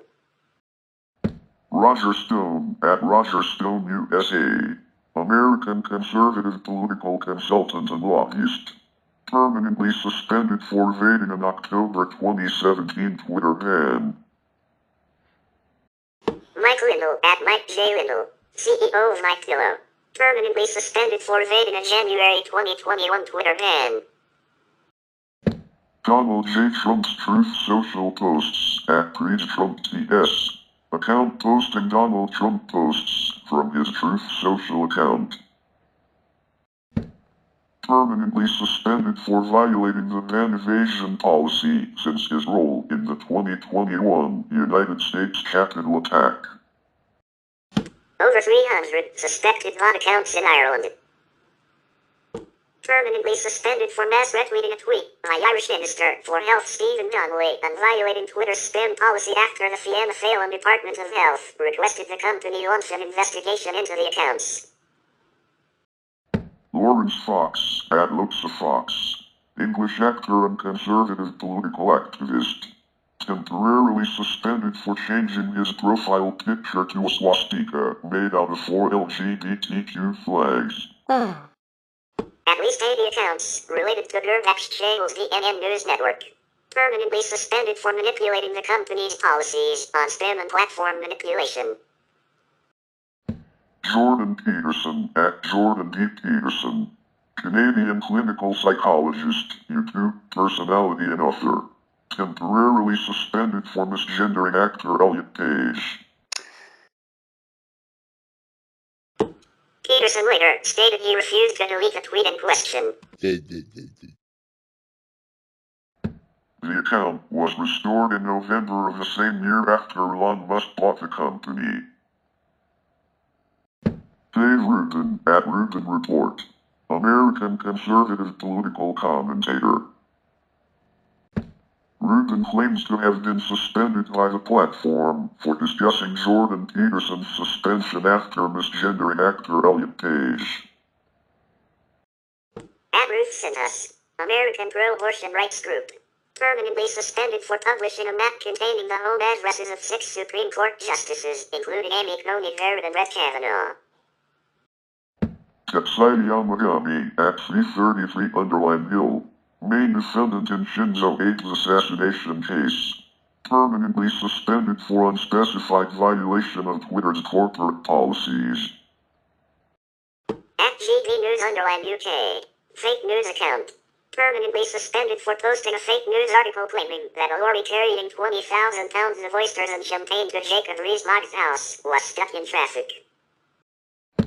James A. Lindsay, at Conceptual James, American mathematician, author and cultural critic. Permanently suspended for violating the platform's hateful conduct policy. Luz Miguel, at Luz Miguel US, American political candidate. Permanently suspended after a tweet advocating shooting federal law enforcement agents. Ad-libs of TikTok. Ad-libs of TikTok. Account mocking liberal posts on TikTok and other social media sites. Temporarily suspended for violating the platform's hateful conduct policy. At Bjorkanism. Accounts operated by Bjorka, reportedly Polish hacker and activist. Permanently suspended for violating Twitter's policies regarding distribution of hacked materials. At Bjorkanism. Accounts operated by Bjorka, reportedly Polish hacker and activist. Permanently suspended for violating Twitter's ban evasion policy. At Bjorkanism. Accounts operated by Bjorka, reportedly Polish hacker and activist. Permanently suspended for violating Twitter's ban evasion policy. At Bjorkanism 19. Accounts operated by Bjorka, reportedly Polish hacker and activist. Permanently suspended for violating Twitter's ban evasion policy. Libs of TikTok. At Libs of TikTok. Account mocking liberal posts on TikTok and other social media sites. Temporarily suspended for 7 days for violating the platform's hateful conduct policy. Peter Andrew McCullough at T_McCullough MD. American cardiologist and epidemiologist. Unknown. Kanye West at Kanye West. American rapper. Temporarily suspended after posting an anti-Semitic tweet, declaring that he was going to go DEFCON 3 on Jewish people. Cassie Griffin at Cassie Griffin. American comedian. Permanently suspended for impersonating Elon Musk. Her account was reinstated 13 days later. H3 Productions at H3 Productions. American YouTuber. Permanently suspended for impersonating Elon Musk.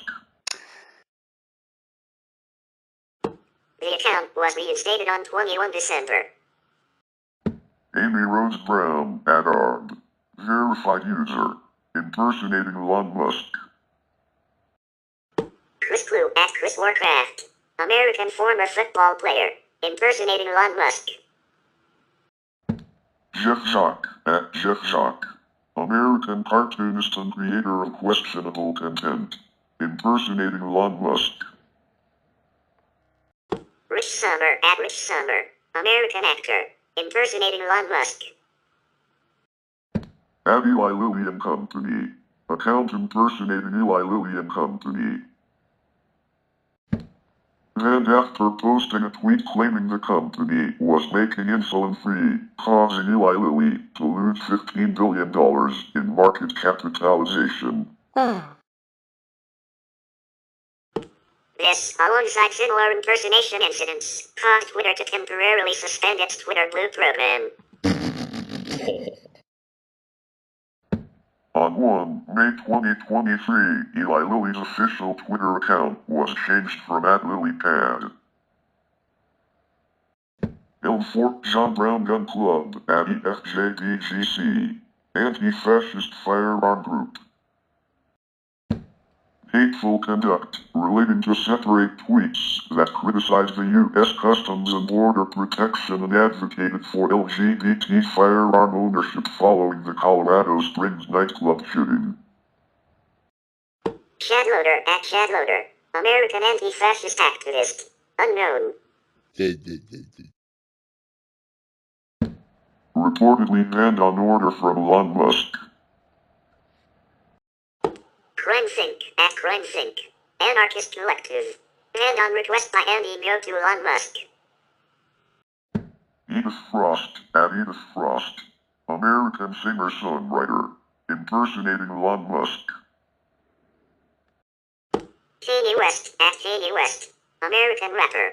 Posting a picture of a realism symbol resembling a swastika inside a Star of David and praising Adolf Hitler during his appearance on InfoWars earlier in the day.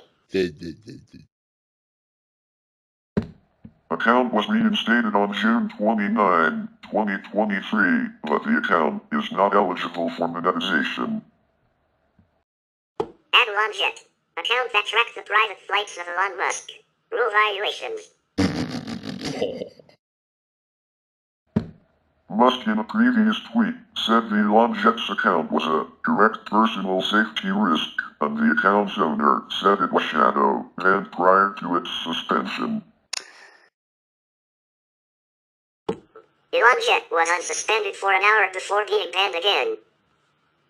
At ZapJet, account that tracks the private flights of Mark Zuckerberg. Rule violations. Musk in a previous tweet said the Longjet's account was a direct personal safety risk, and the account's owner said it was shadow banned prior to its suspension. Longjet was unsuspended for an hour before being banned again. At John Kerry Jet, account that tracks the private flights of John Kerry. Rule violations. Musk in a previous tweet said the Longjet's account was a direct personal safety risk, and the account's owner said it was shadow banned prior to its suspension. Longjet was unsuspended for an hour before being banned again. At Trump Jets, account that tracks the private flights of Donald Trump. Rule violations. Whoa! Musk in a previous tweet said the Longjet's account was a direct personal safety risk, and the account's owner said it was shadow banned prior to its suspension. Longjet was unsuspended for an hour before being banned again. Jack Sweeney at JXCK Sweeney. Personal account of the owner of the above accounts. Rule violations. Musk in a previous tweet said the Longjet's account was a direct personal safety risk, and the account's owner said it was shadow banned prior to its suspension. Longjet was unsuspended for an hour before being banned again. Mastodon at Join Mastodon. Official account of the open source Mastodon social network. Unknown. Twitter users were also blocked from sharing links to Mastodon. Reinstated on 17 December. Aaron Rupar at AT Rupar. Freelance journalist. Initially suspended for 7 days for doxing all accounts, had a history of reporting on Musk or his companies. The accounts were reinstated on 17 December. Drew Harwell at Drew Harwell. Reporter for the Washington Post. Initially suspended for 7 days for doxing all accounts, had a history of reporting on Musk or his companies.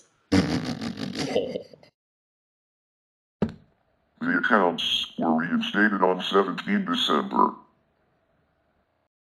Tony O'Sullivan at Tony. Reporter for CNN. Initially suspended for 7 days for doxing all accounts, had a history of reporting on Musk or his companies. The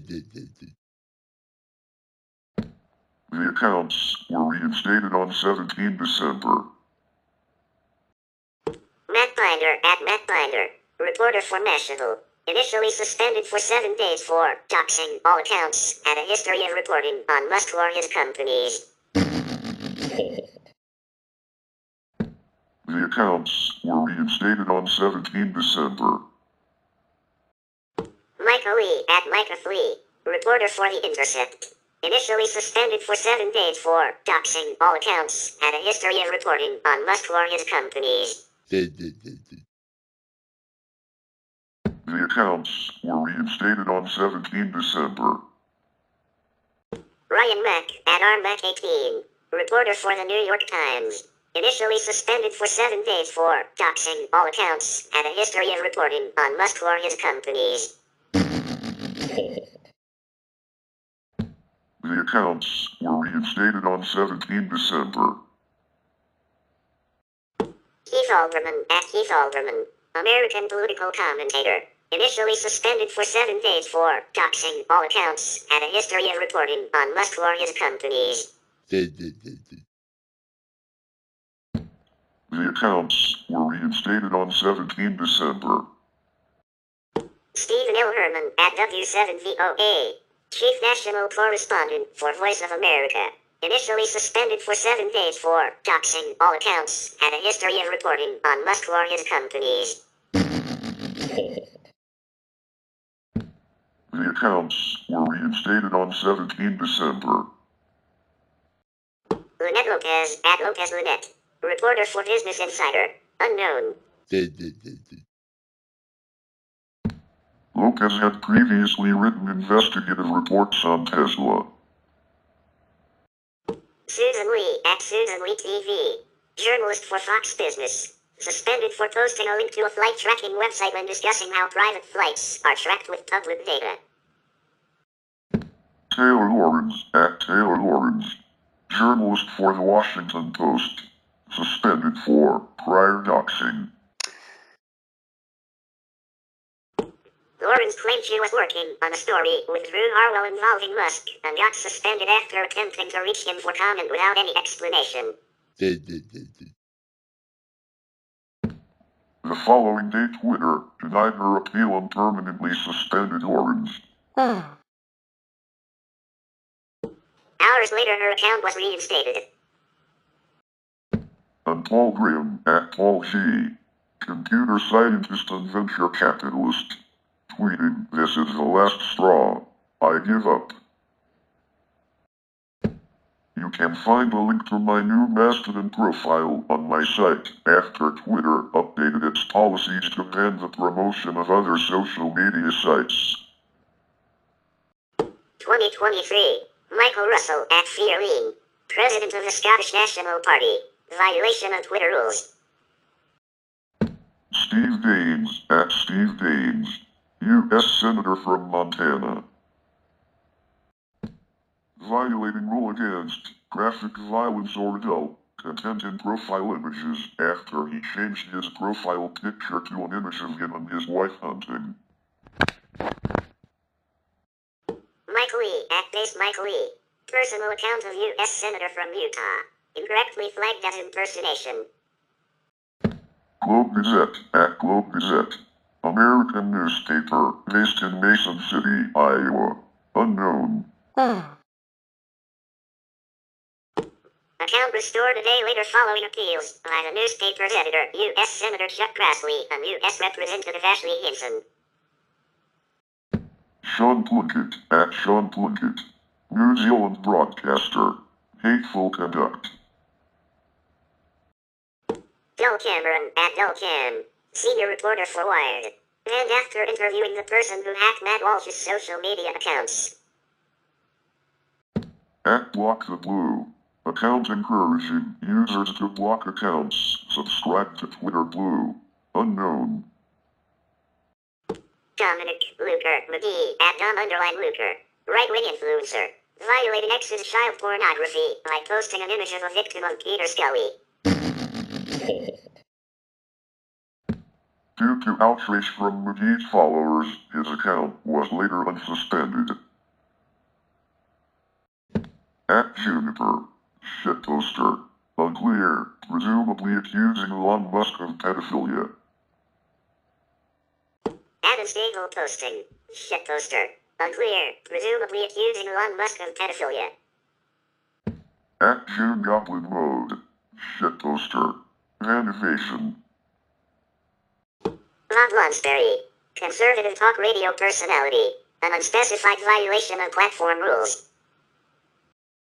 At Ion Palestine. Account detailing life in Palestine. Unknown. Happened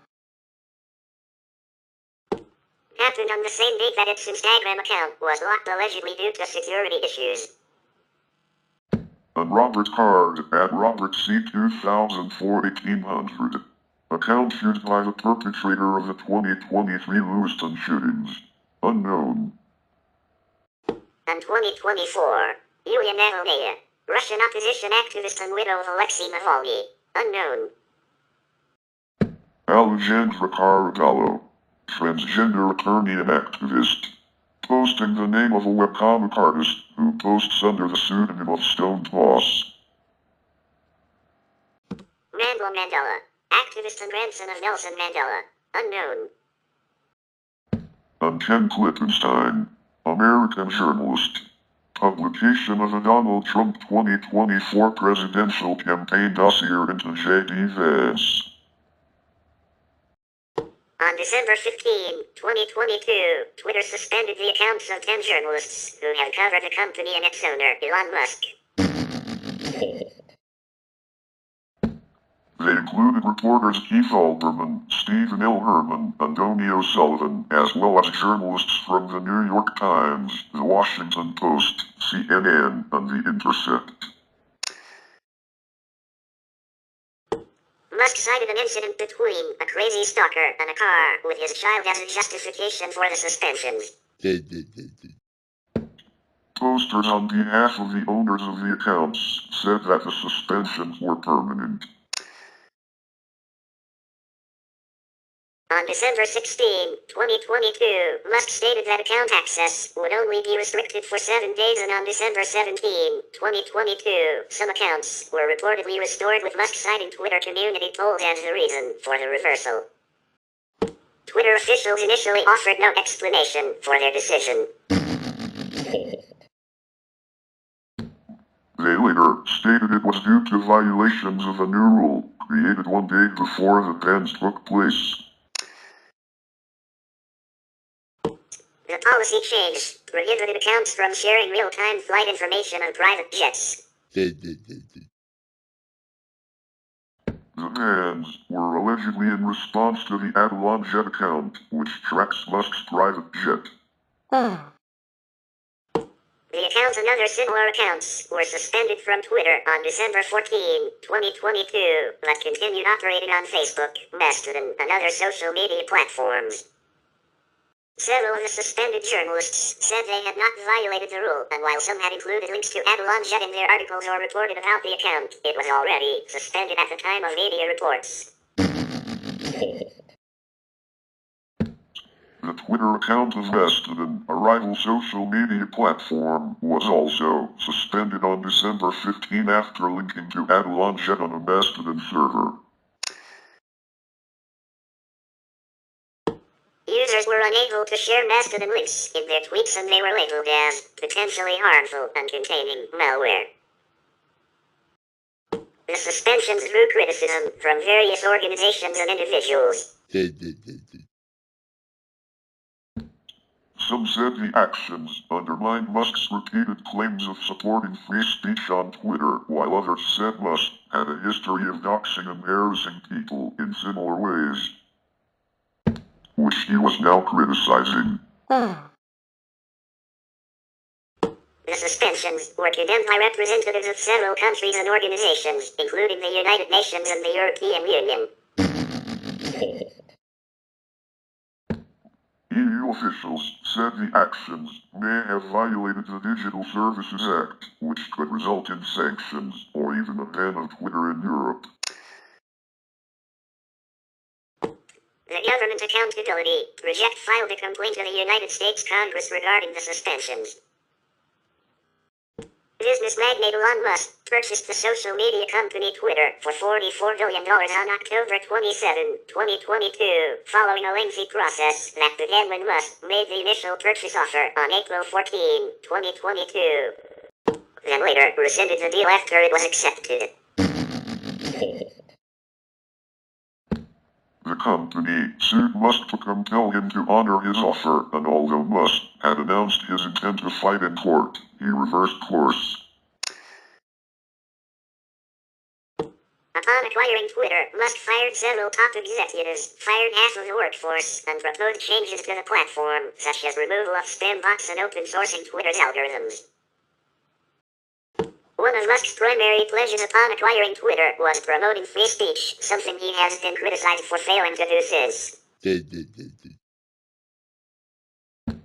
He was previously concerned that Twitter was censoring conservative viewpoints, and said the platform would allow all legal speech. He has described himself as a free speech absolutist. Acting on this conviction, Musk then restored several accounts that were permanently suspended before his purchase, including former U.S. President Donald Trump. whose account had real Donald Trump, have been suspended for tweets that allegedly helped incite the January 6 United States Capitol attack. Before the Twitter account suspensions of December 14 and 15, 2022, Musk shared concerns about the accounts that tracked his jet. Specifically, he criticized the internet bot account TaBNWNE, which used publicly available flight data to track trips taken by Musk's private plane. The account, which was started by a college student named Jack Sweeney, had more than 500,000 followers as of December 2022.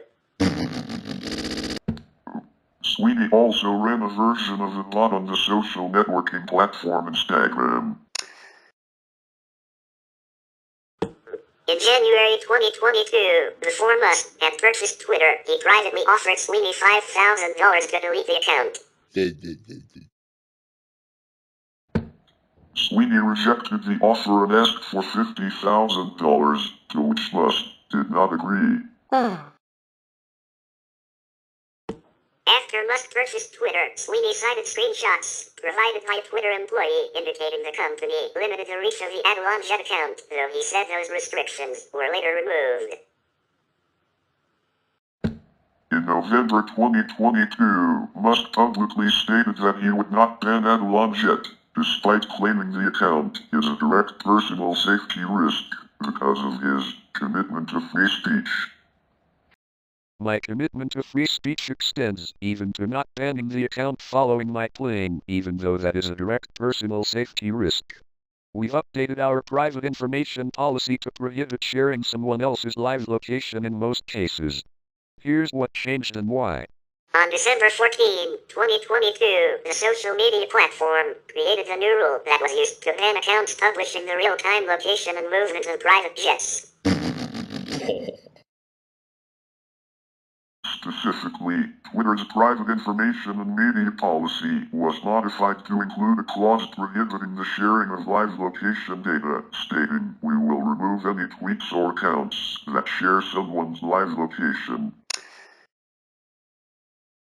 The word jet does not appear anywhere in the Twitter policy, but according to CNN reporter Tony O'Sullivan, the rules appeared to be designed specifically to justify the removal of the jet tracking account. Twitter's official @Twitter safety account issued messages about the policy change, writing that they would remove tweets that posted live location information and suspend accounts dedicated to doing so.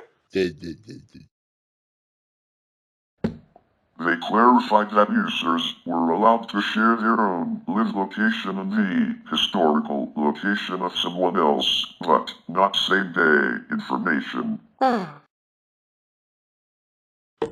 Musk himself also tweeted about the new policy on December 14.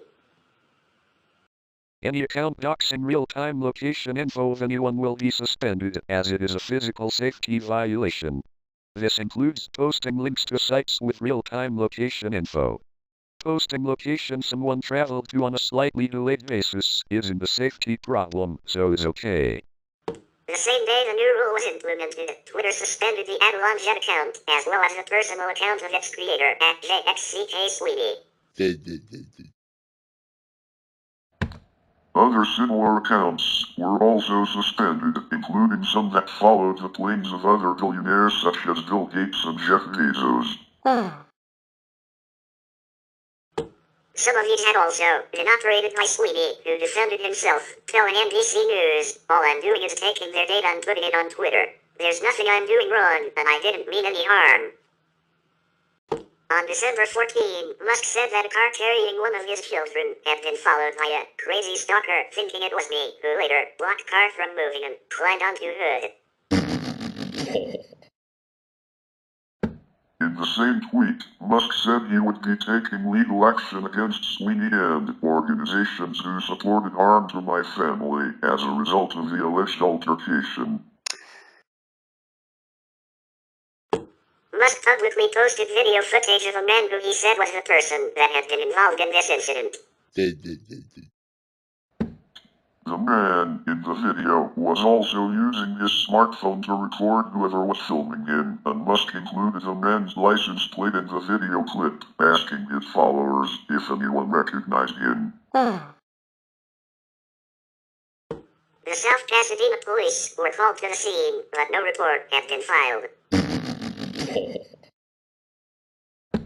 They found no link to suggest the Longjet account had contributed to the confrontation.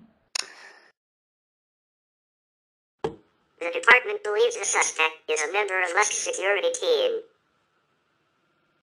On December 15, 2022, the social networking service Twitter suspended the accounts of several journalists who routinely reported on the platform and Musk, including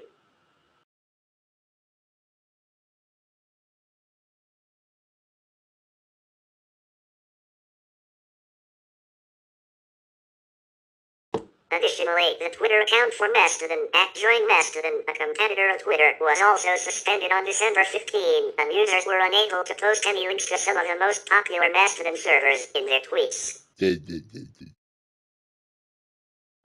Twitter did not initially state why the Mastodon account was suspended or if specific rules had been broken, but earlier in the day, they had linked to one of Sweeney's Longjet accounts hosted on the Mastodon platform.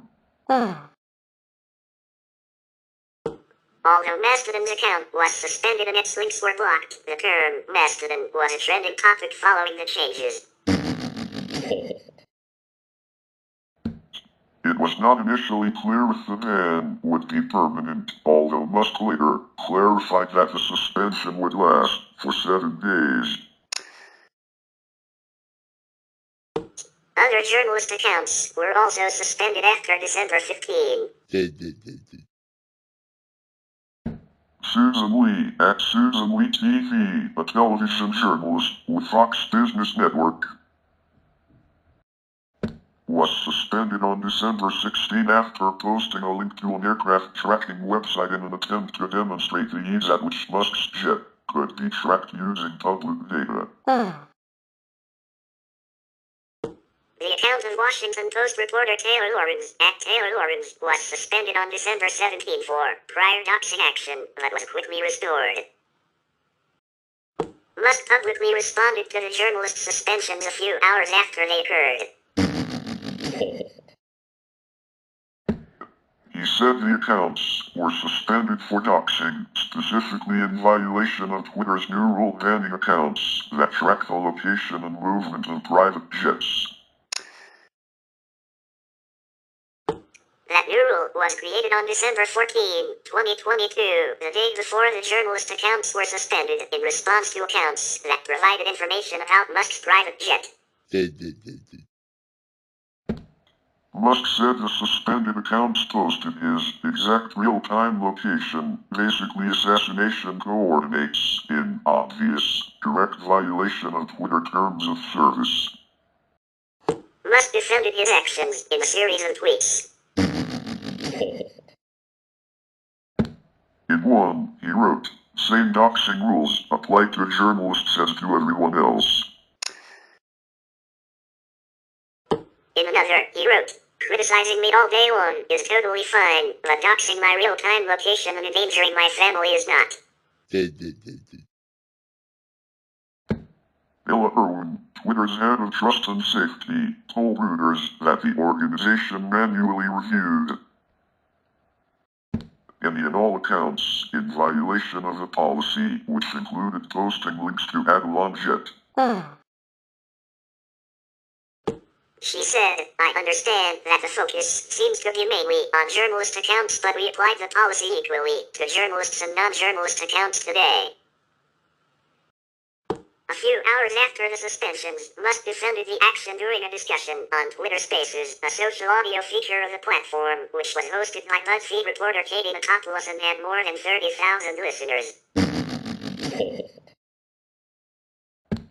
Several of the suspended journalists as well as the creator of the Longjet account participated and were able to join due to a bug that allowed suspended accounts to join Twitter Spaces. During the conversation, Musk repeatedly said, "You dox, you get suspended." End of story. That's it. Drew Harwell, one of the suspended journalists, was able to dialogue with Musk about the suspensions briefly. However, Musk left the chat a few minutes after joining, and the Twitter Spaces service was abruptly shut down, disconnecting all the users in the populous space. Musk later said Twitter Spaces was temporarily unavailable due to a legacy bug and that it should be working tomorrow. The Twitter Spaces feature remained offline for several hours, although several users, including the conversation's host, found themselves suspended from the service once it became available again. Following the Mastodon account suspension and ban on sending Mastodon links, a new policy was introduced on December 18 that prohibited sharing of links to a variety of social media sites, including Facebook and Instagram, along with Mastodon. The new Twitter policy would have disallowed such links in tweets and on account profiles and would trigger suspensions of accounts in violation of this rule. By December 19, Twitter's new linking policy and official mentions about it had been removed, and Musk would later mention that banning users for posting Mastodon links was a mistake. Same doxing rules apply to journalists as to everyone else. Criticizing me all day long is totally fine, but doxing my real-time location and endangering my family is not. They posted my exact real-time location, basically assassination coordinates, in obvious, direct violation of Twitter terms of service. 7-day suspension for doxing. Some time away from Twitter is good for the soul. On December 15, Musk issued a Twitter poll asking when the suspensions should be lifted. Musk had previously made a similar poll where the majority had voted to reinstate Trump's account, with Musk saying, "The people have spoken." Vox Populi, Vox Dei. However, Forbes wrote that it is unclear whether these unscientific polls truly inform or influence Musk. Musk's poll had 4 options, and while a majority voted for 7 days or longer, a plurality, 43%, voted for immediate reinstatement. Musk then wrote in a response tweet, "Sorry, too many options. We'll redo poll," and issued a new poll.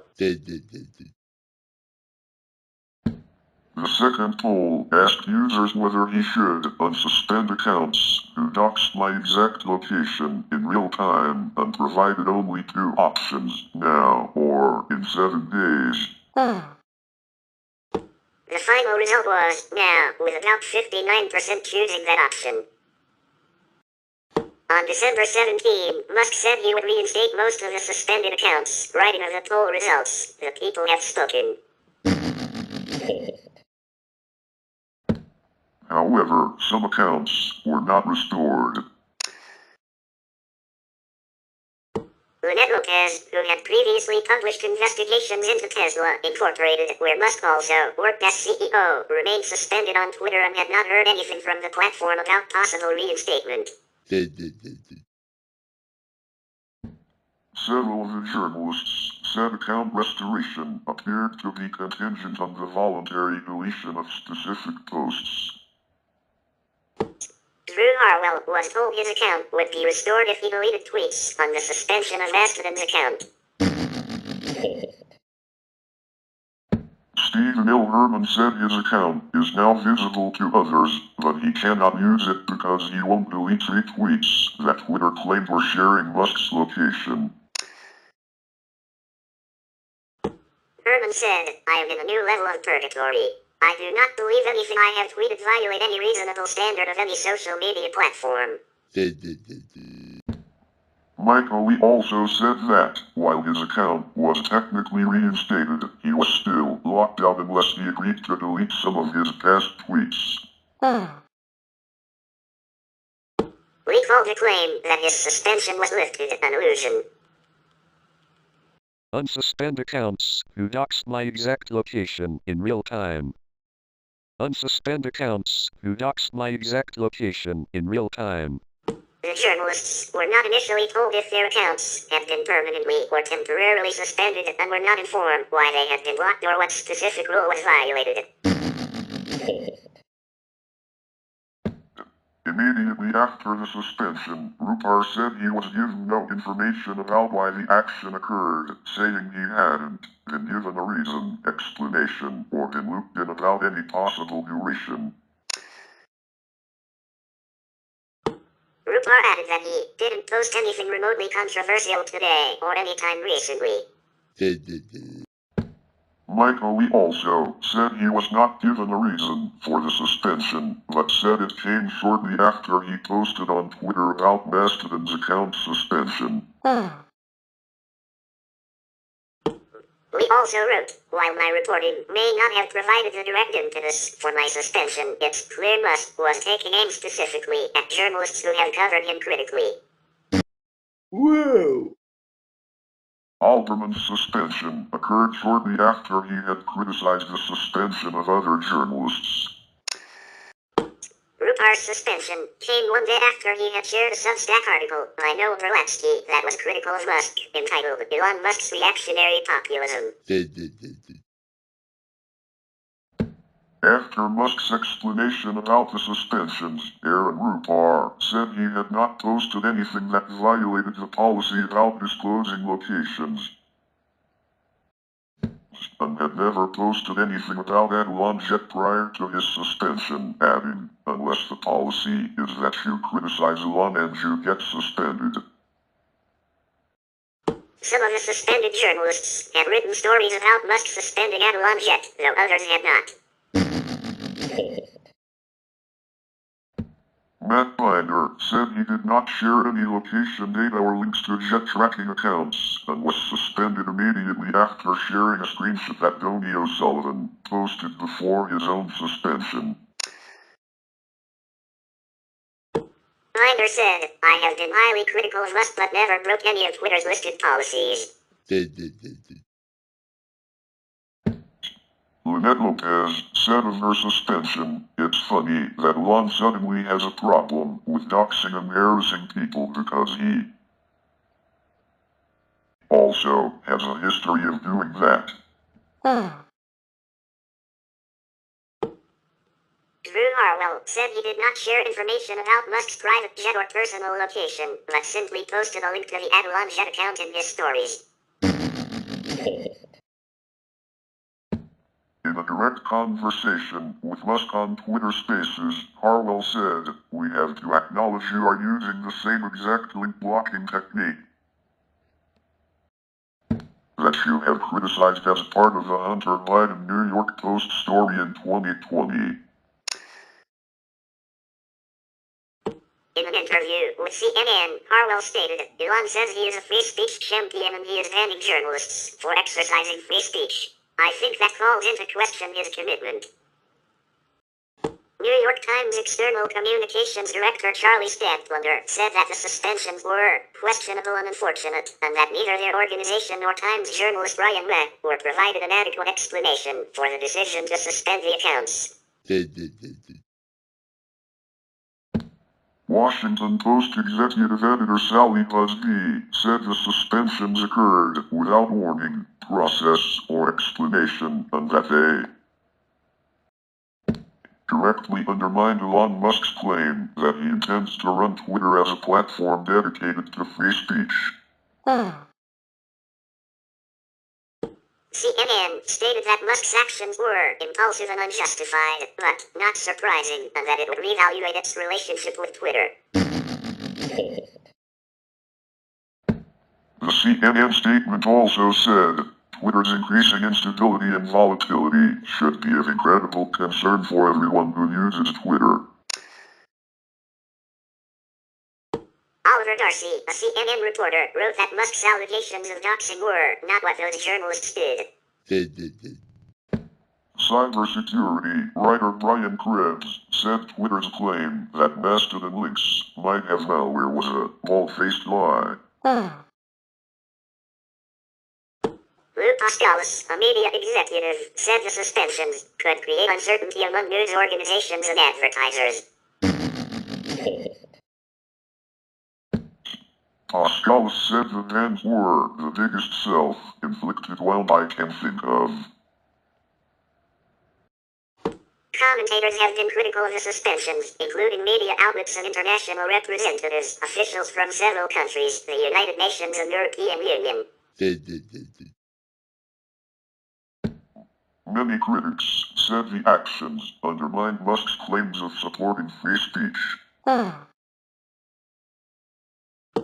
suspensions were labeled by Alex Stamos, a security researcher, and Michael Lee from The Intercept, as the Thursday Night Massacre.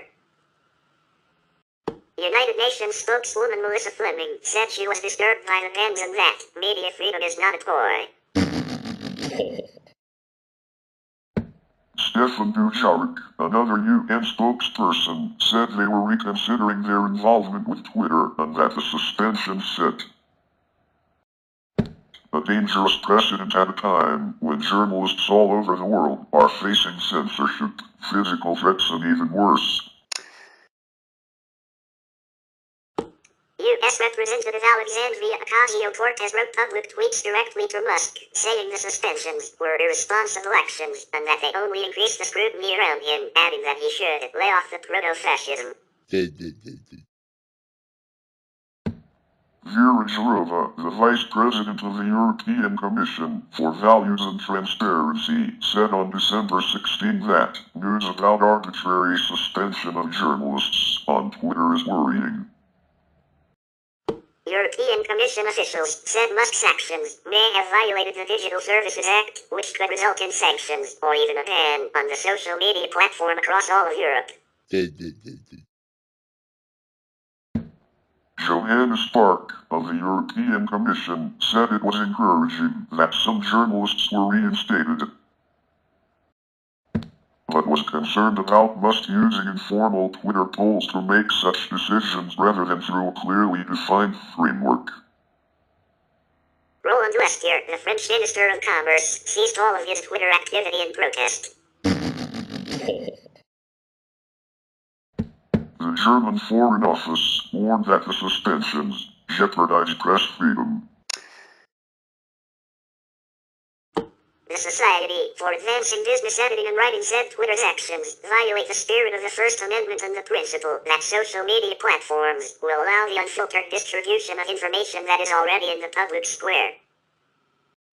Larry Weiss, who worked with Musk to publish the Twitter files, disagreed and argued with Musk on Twitter about his decision, stating the old regime at Twitter was governed by its own whims and biases. And it sure looks like the new regime has the same problem. On December 16, Wired reporter Amanda Hoover quoted John Davison, a senior counsel at the Electronic Privacy Information Center, saying, "Musk is responding to events that affect him personally to reshape that policy and place new limits on what could be disseminated through the platform." Hoover concluded that this new approach will have a lasting impact on Twitter. The Government Accountability Project, a whistleblower protection and advocacy organization, filed a complaint to the United States Congress on December 22, saying Musk abused his authority by acting arbitrarily and capriciously in suspending the journalists. David Side, senior counsel with the organization, called the actions disturbing and urged Congress to review this mistreatment and investigate further. Brendan Carr, an FCC commissioner, said that one person should not get to decide who participates in the digital town square. You're a public figure. An extremely controversial and powerful one. I get feeling unsafe, but descending into abuse of power plus erratically banning journalists only increases the intensity around you. Take a beat and lay off the proto-fascism. Maybe try putting down your phone. They posted my exact real-time location, basically assassination coordinates, in obvious, direct violation of Twitter terms of service. In August 2020, development of Birdwatch was announced, initially described as a moderation tool. Twitter first launched the Birdwatch program in January 2021, intended as a way to debunk misinformation and propaganda, with a pilot program of 1,000 contributors. Weeks after the January 6 United States Capitol attack. The aim was to build Birdwatch in the open and have it shaped by the Twitter community.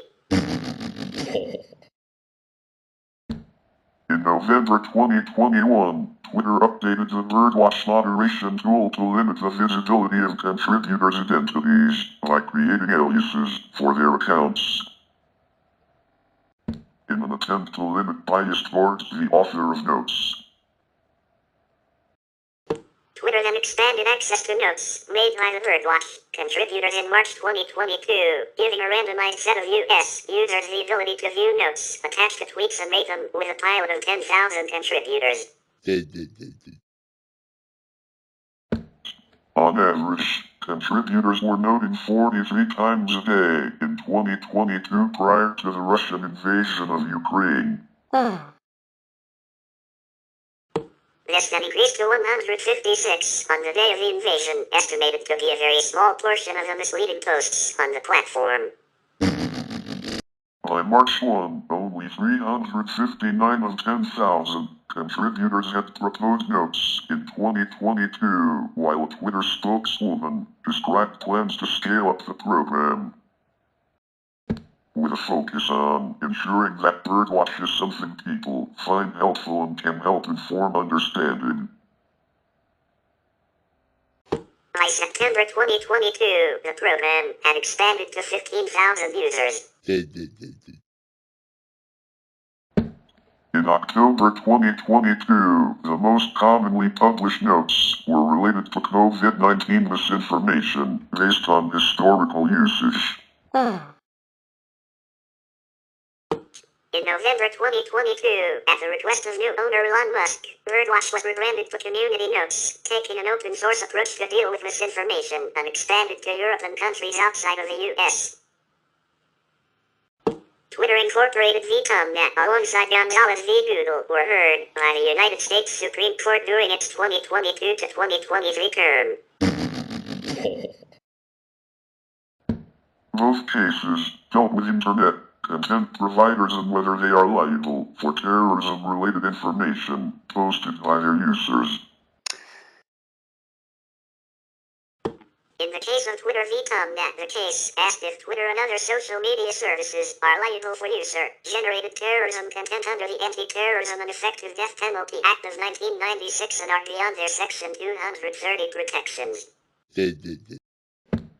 The court ruled in May 2023 that the charges brought against Twitter and other companies were not permissible under the Anti-Terrorism Act and did not address the Section 230 question. This decision also supported the court's per curiam decision in Gonzalez returning that case to the lower court for review in light of the Twitter decision. In 2016, Twitter shareholder Dora Shenwood filed a lawsuit against Twitter Incorporated, claiming executives misled investors over the company's growth prospects. In 2021, Twitter agreed to pay $809.5 million to settle. In May 2022, Twitter agreed to pay $150 million to settle a lawsuit started by the Department of Justice and the Federal Trade Commission. The lawsuit concerned Twitter's use of email addresses and phone numbers of Twitter users to target advertisements at them. The company also agreed to third-party audits of its data privacy program. On November 3, 2022, on the eve of expected layoffs, a group of Twitter employees based in San Francisco and Cambridge filed a lawsuit in the U.S. District Court in San Francisco. Naming 5 current or former workers as plaintiffs, the suit accused the company of violating federal and state laws that govern notice of employment termination. The federal law in question is the Worker Adjustment and Retraining Notification, WARN Act, and the state law in question is California State WARN Act. On November 20, 2023, Twitter filed a lawsuit against Media Matters, a media watchdog group. The lawsuit alleges defamation by Media Matters following its publication of a report claiming that advertisements for major brands were displayed alongside posts promoting Adolf Hitler and the Nazi Party. On August 6, 2024, X filed an antitrust lawsuit in the Northern District of Texas against the World Federation of Advertisers, Unilever, Mars, CVS, and Orsted, alleging that the advertisers had conspired via their participation in the Global Alliance for Responsible Media to withhold billions of dollars in advertising revenue from the platform. The World Federation of Advertisers created the Global Alliance for Responsible Media in 2019 to address illegal or harmful content on digital media platforms and its monetization via advertising. On August 13, 2024, the Workplace Relations Commission ordered Twitter to pay €550,000 to former senior staffer Gary Rooney in an unfair dismissal case. Twitter had argued that Rooney's failure to check yes at the bottom of an email from Elon Musk constituted resignation. We will continue about Twitter/X in final part, so stay tuned.